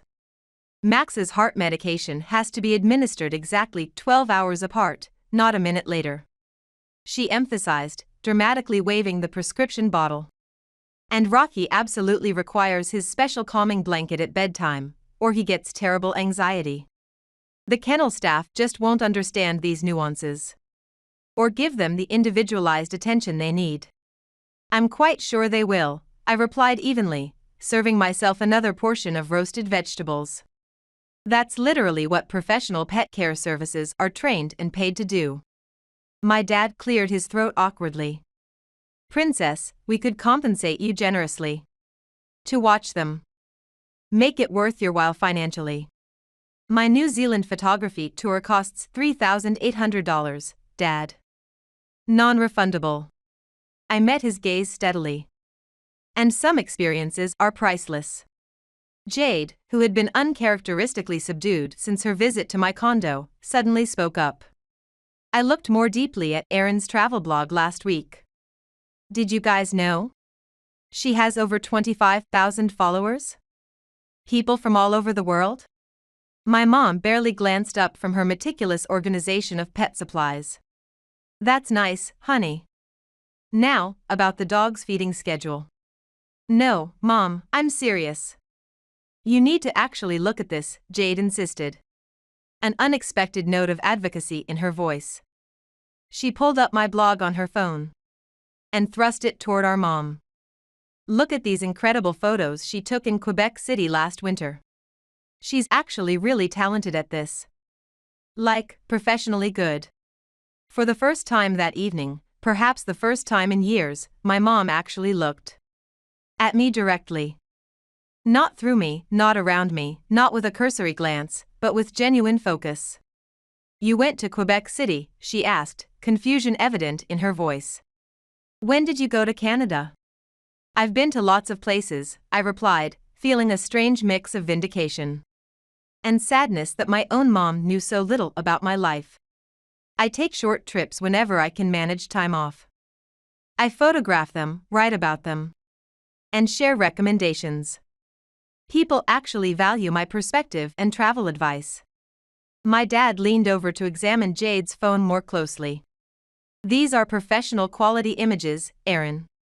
Truly exceptional composition and lighting. Why haven't you told us about this talent of yours? I couldn't help the bitter laugh that escaped me. I did tell you. 3 Thanksgivings ago. I mentioned my growing blog following and showed you my Montreal Winter Festival photo series. You all immediately changed the subject to Jade's new yoga teacher certification and never mentioned it again. The silence that followed was heavy with uncomfortable realization. My mom sat down heavily in her chair, still clutching Rocky's favorite tennis ball like some kind of emotional support object. We haven't been very attentive to your interests and accomplishments, have we? She said quietly. No, I said simply, the word hanging in the air between us. You haven't. For a brief moment, I saw a flicker of genuine remorse cross her face. But it vanished almost instantly. But that doesn't change our current predicament. With the dogs and the house, she added, quickly reverting to the immediate problem at hand. And just like that, the potential moment of growth and understanding evaporated. I stood up, gathering my dignity around me like armor. I'm going to New Zealand, Mom, with or without your understanding or blessing, I said firmly. Maybe it's time you all learned what it feels like to have your carefully laid plans disrupted for once. As my departure date for New Zealand approached, my family cycled through all 5 stages of grief with almost textbook precision. My mom moved rapidly from denial, you can't be serious about this trip, to anger, leaving me voicemails calling me selfish and ungrateful For abandoning the family when we need you most. My dad attempted bargaining, calling 3 times to offer financing for a different New Zealand trip, when it fits better with the family schedule. Jade swung wildly between depression. You're literally ruining everything for everyone, and grudging acceptance. Maybe we should have asked if you wanted to come to the Maldives. Their group chat, which they'd forgotten I could still see, was filled with increasingly desperate plans, from professional pet sitters who were already booked solid, to friends who mysteriously became unavailable when asked for an 8-day commitment. 2 days before my flight, my mom made one final dramatic attempt.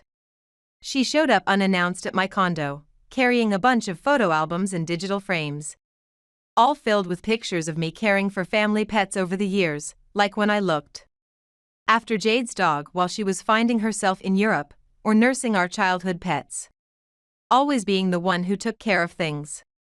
You've always had such a special way with animals, she said, strategically flipping through pages of carefully selected memories.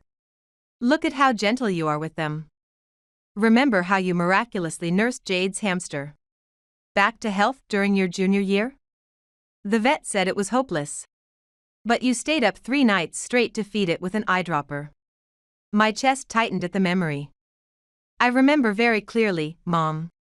I also remember missing my best friend's sweet 16 party to do it, an event I'd been looking forward to for months, while Jade was off at Malibu Beach, with her friends posting bikini photos for her new influencer account. That's completely different, my mom dismissed with a wave of her manicured hand. You didn't mind helping back then. You were always so good about putting family first. No, Mom. I met her eyes directly, my voice steady but firm. I did mind. I minded a lot. I just wasn't allowed to express how I felt without being labeled selfish or difficult. So I buried those feelings and did what was expected of me. Like always. She snapped the photo album closed with an irritated flick of her wrist. Well, I hope you're satisfied with yourself. We had to cancel our trip completely. The luxury kennel is fully booked for the holiday season, and absolutely no one else can take the dogs for that long with Max's medical needs. Oliver's allergies are apparently quite severe, he even showed me his medical records. Are you happy now that you've ruined everyone's plans? I didn't respond immediately. Instead, I calmly picked up my laptop from the coffee table and turned the screen to face her. On the display was an email exchange with Mrs. Harrison, confirming she would happily watch Rocky and Max for the duration of their trip. I actually found you a perfect solution weeks ago, I said quietly. Mrs. Harrison is a retired teacher, absolutely loves dogs, and lives right here in my building.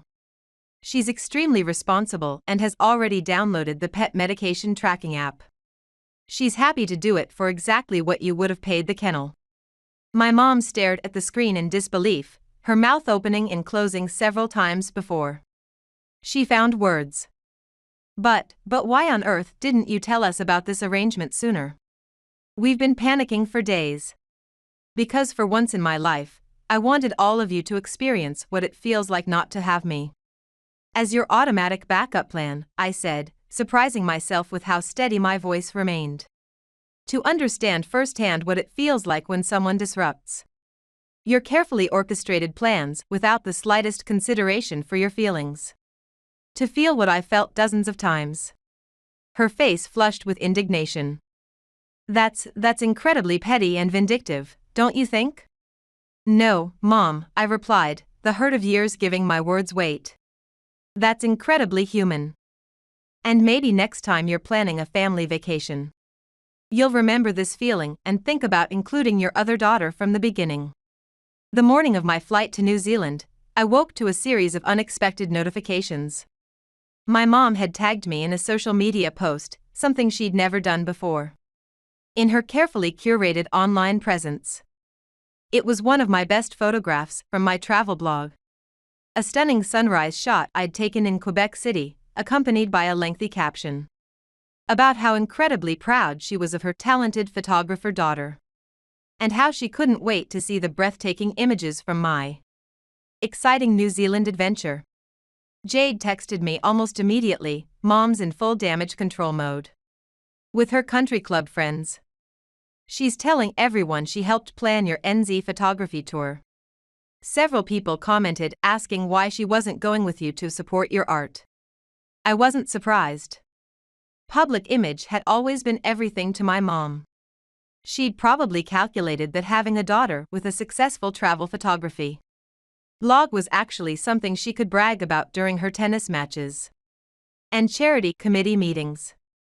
But her transparent attempt at retroactive public support didn't erase years of dismissal and neglect. My packing was interrupted by a knock at my door. My dad stood in the hallway, looking uncomfortable and holding a professional camera backpack. "Your sister showed me more of your blog yesterday," he said awkwardly, holding out the expensive bag. "I caught your post about your gear and noticed you're looking for a weather-resistant backpack and a lens that works well in low light for taking landscape shots. I thought maybe you could use them in New Zealand for those mountain sunset shots you were talking about." The backpack contained exactly the professional-grade lens I'd been saving for over 6 months to purchase. My throat tightened with emotion. Part of me wanted to refuse the gift, to demonstrate that I didn't need their belated validation or support. But I saw something in my dad's eyes I'd rarely witnessed before, genuine interest and a hint of regret. "Thanks, Dad," I said, accepting the gift with mixed emotions. "Want to see some of the shots I'm planning to capture with this lens? I've been researching specific locations for months." To my surprise, he sat with me for nearly 2 hours, actually listening as I explained about golden hour lighting, composition techniques, and how different filters would affect the dramatic New Zealand landscapes. He asked thoughtful questions and even pulled up my blog on his phone, following it and setting notification alerts right there in front of me. "You know," he said hesitantly as he was preparing to leave, "I canceled my portion of the Maldives trip. I told your mom and sister they should go ahead without me." "Dad, you really didn't have to do that," I started, feeling a complicated rush of emotions. "Yes, I did," he interrupted firmly. "Someone needs to help Mrs. Harrison properly care for the dogs, and the smart home system is complicated even for me to manage. She might need backup." He paused at the door, looking uncharacteristically vulnerable. "Plus, I want to see these New Zealand photos as you post them in real time. Maybe you could teach me how to leave proper comments on a blog when you get back? I'm not very good with all this technology." That afternoon, as I settled into my seat for the long international flight, my phone buzzed with several messages. Jade had sent a surprisingly sincere, "Have an amazing adventure, sis. Your pictures better be absolutely mind-blowing. Tag me in the ones that will make my followers jealous." My mom had texted detailed instructions for accessing their home security cameras so I could check on the dogs from New Zealand, still missing the point entirely. But at least she'd stopped actively guilt-tripping me. But it was my dad's message that brought unexpected tears to my eyes. "Just posted my first blog comment on your Quebec sunrise photo. Not sure if I did it correctly. Take care of yourself in New Zealand, not just your camera equipment. Wear layers and stay hydrated on those hikes. Love, Dad." I settled deeper into my seat as the plane prepared for takeoff, reflecting on how sometimes it takes a dramatic, boundary-setting gesture to shake people out of their long-established patterns and perspectives. My family had spent years casting me in the supporting role of a reliable background character in their ongoing drama. Perhaps now they'd finally recognized I had been quietly writing my own story all along, and it was time for me to step into the spotlight of my own narrative. New Zealand went way beyond what I ever thought it would be like. Each morning I woke to breathtaking vistas of rugged mountains reflected in crystal-clear lakes, spending my days hiking through lush rainforests, photographing dramatic waterfalls, and capturing the otherworldly glow of bioluminescent caves. The South Island's raw, untamed beauty filled me with a sense of exhilaration I'd never experienced before. My heart raced as I stood on mountain summits, feeling truly alive as I clicked my shutter. Knowing each image captured not just the landscape but my own transformation. My blog followers went wild for my daily updates, but what truly shocked me were the responses. From my family, reactions I never could have anticipated. My dad commented enthusiastically on every single post, his engagement evolving from basic "lovely picture honey" notes to surprisingly thoughtful observations about lighting techniques and compositional choices. The way you captured that mountain reflection with the foreground rocks creates perfect depth, he wrote on my Lake Pukaki shots. Is that the golden hour lighting you were telling me about? I found myself smiling at my phone, touched by his genuine effort to understand my passion. Jade unexpectedly began sharing my posts on her own carefully curated social media accounts, tagging me with messages like "check out my sister's insane photography skills" and "adventure goals from my badass photographer sis." A complete reversal of her usual competitive behavior. Her influencer followers started flooding my blog with new subscribers. My mom, however, took an entirely different approach. She called relentlessly with updates about the dogs, her voice laced with thinly veiled attempts to remind me of what I'd abandoned. Rocky refuses to eat his breakfast unless your dad sits with him the entire time, she'd report dramatically. And Max whines pitifully whenever someone walks past your condo door. He clearly thinks it's you coming home. When these emotional tactics failed to elicit guilt, she quickly pivoted strategies, calling instead to critique my photography and blog posts. Don't you think you're posting too many waterfall pictures? Your followers might get bored. And that review of the Wellington Cafe seemed unnecessarily critical. You shouldn't burn bridges with small businesses. What if they see what you wrote about their coffee? One evening, as I sat at a cliffside restaurant overlooking Milford Sound, after an exhilarating kayaking expedition, my phone lit up with an unexpected video call from Mrs. Harrison. Your mom has been here 4 times today alone, she said, her eyes twinkling with amusement. She brings fancy coffee and pastries, then proceeds to ask endless questions about my pet sitting qualifications and methods. She's reorganized your dad's dog walking schedule 3 times. I believe she's having significant difficulty relinquishing control. I'm so incredibly sorry she's bothering you, I started, feeling a knot form in my stomach. But Mrs. Harrison's hearty laugh interrupted me. Don't apologize for a second, dear. I informed her that after 40 years managing hormonal teenagers in my English classes, 2 well-behaved dogs are absolutely no challenge whatsoever. She didn't particularly appreciate that comparison. Mrs. Harrison's face crinkled with mischief. Your dad, on the other hand, found it hilarious. That same night, my dad sent me a private message away from the family group chat. Your mom has booked herself a flight home for the remaining 4 days of the Maldives trip. Claims she can't possibly enjoy herself knowing strangers are watching her precious dogs. Jade is absolutely furious about it, says it's ruining her content plan for the overwater villa sunset shots. I felt a momentary stab of guilt wash over me, but then vivid memories flashed through my mind, all the times my vacation requests were dismissed, my photography exhibitions missed, my accomplishments minimized, always for the sake of so-called family harmony, which really meant everyone else's preferences. My mom's decision to sabotage her own luxury vacation wasn't my responsibility to fix. Instead of cutting my trip short or offering apologies, I decided to go all in. I posted more breathtaking photos from my helicopter tour over Fjordland National Park. I wrote passionate blog posts about solo female adventure travel, about breaking free from limiting family dynamics, about finding your authentic path even when it means disappointing others' expectations. The response was overwhelming, hundreds of comments from readers sharing similar experiences, thanking me for giving them courage to set boundaries in their own relationships. My blog following doubled, then tripled within a week.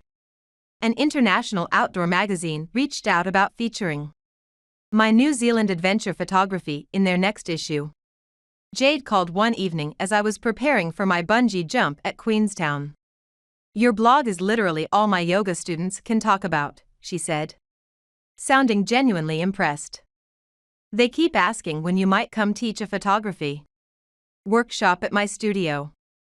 We could do a joint venture, yoga poses in epic locations or something." "I might actually enjoy that," I replied, surprised at her collaborative rather than competitive approach. "You know what's kind of funny," she continued, her voice unusually reflective.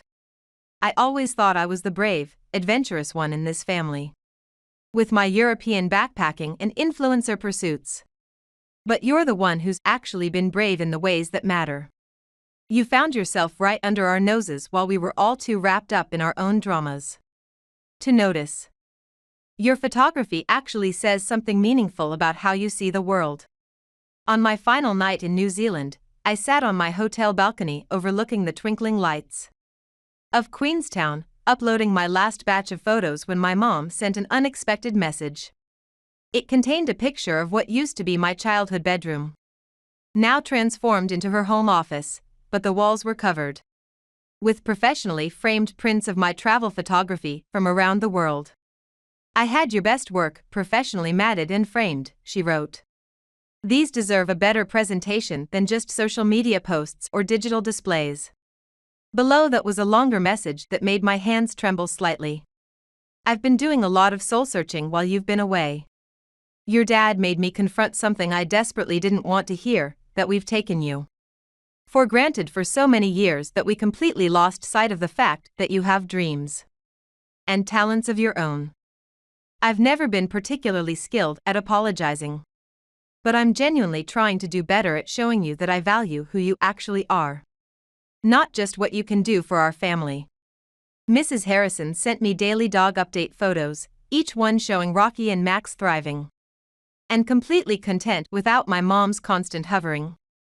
The final picture showed my dad and Mrs. Harrison sitting together on my condo balcony. My blog displayed on a tablet between them as my dad taught her how to leave comments, both smiling warmly at the camera while the dogs lounged peacefully in the sunshine beside them. Jade's final Maldives photos looked strikingly different from her usual carefully filtered and posed content. Attempting to see the world through my sister's photographer perspective, she'd captioned a surprisingly authentic sunset shot. "Nowhere near as good as Aaron's work, but I'm learning to look beyond the surface and capture genuine moments rather than manufactured ones." Something fundamental had shifted during those 10 days of separation. My family remained far from perfect. My mom still sent me daily tips about blog monetization that I didn't ask for. My dad struggled with tech beyond just commenting, and Jade sometimes felt a twinge of jealousy when my posts did better than hers, but they were really trying hard. Sometimes that's all you can realistically hope for, not a magical overnight transformation, but a sincere willingness to see you in a different, more authentic light. 1 year after my New Zealand adventure, my family gathered for Thanksgiving dinner. The dining room walls now featured a thoughtful mix of my professional travel photographs alongside our traditional family portraits. My mom had incorporated my blog's logo into elegant place cards for the table, a small gesture that communicated volumes about her evolving perspective. "We have an exciting announcement," my mom said during dinner, making meaningful eye contact with me. "We're planning another family vacation for next summer." I felt myself getting tense, preparing for more times when I'd be left out or asked to take care of pets, but Jade jumped in all excited before my worries could kick in. "And before you say anything, we absolutely want you to help plan the entire thing," she said with genuine excitement. "Your blog followers went absolutely crazy for your New Zealand content. We thought maybe you could work your photography magic on our first real family adventure together." My dad pulled out a leather portfolio folder. "I've been researching wildlife photography expeditions in Alaska," he said, showing me brochures he'd collected. "Thought maybe you could teach us all how to take photos." that capture more than just typical tourist snapshots and dog pictures. Plus, my mom added, clearly trying to sound casual despite her obvious planning. Mrs. Harrison has already agreed to watch Rocky and Max for the 2 weeks. I asked her months ago to reserve the dates, just to be absolutely certain. I looked around the table at my family, really looked at them with fresh eyes. My mom, still organizationally controlling but actively trying to channel that energy more constructively. My dad, discovering a genuine connection with me through our shared interest in photography. Jade, finally seeing me as a whole person rather than competition or a convenient solution. Alaska sounds absolutely perfect, I said, pulling out my phone to show them initial research I'd already done on the best locations for wildlife photography. But this time, I'm completely in charge of creating the itinerary. Wouldn't dream of having it any other way, my dad smiled warmly, raising his glass in a toast. After all, you're the true expert in the family now.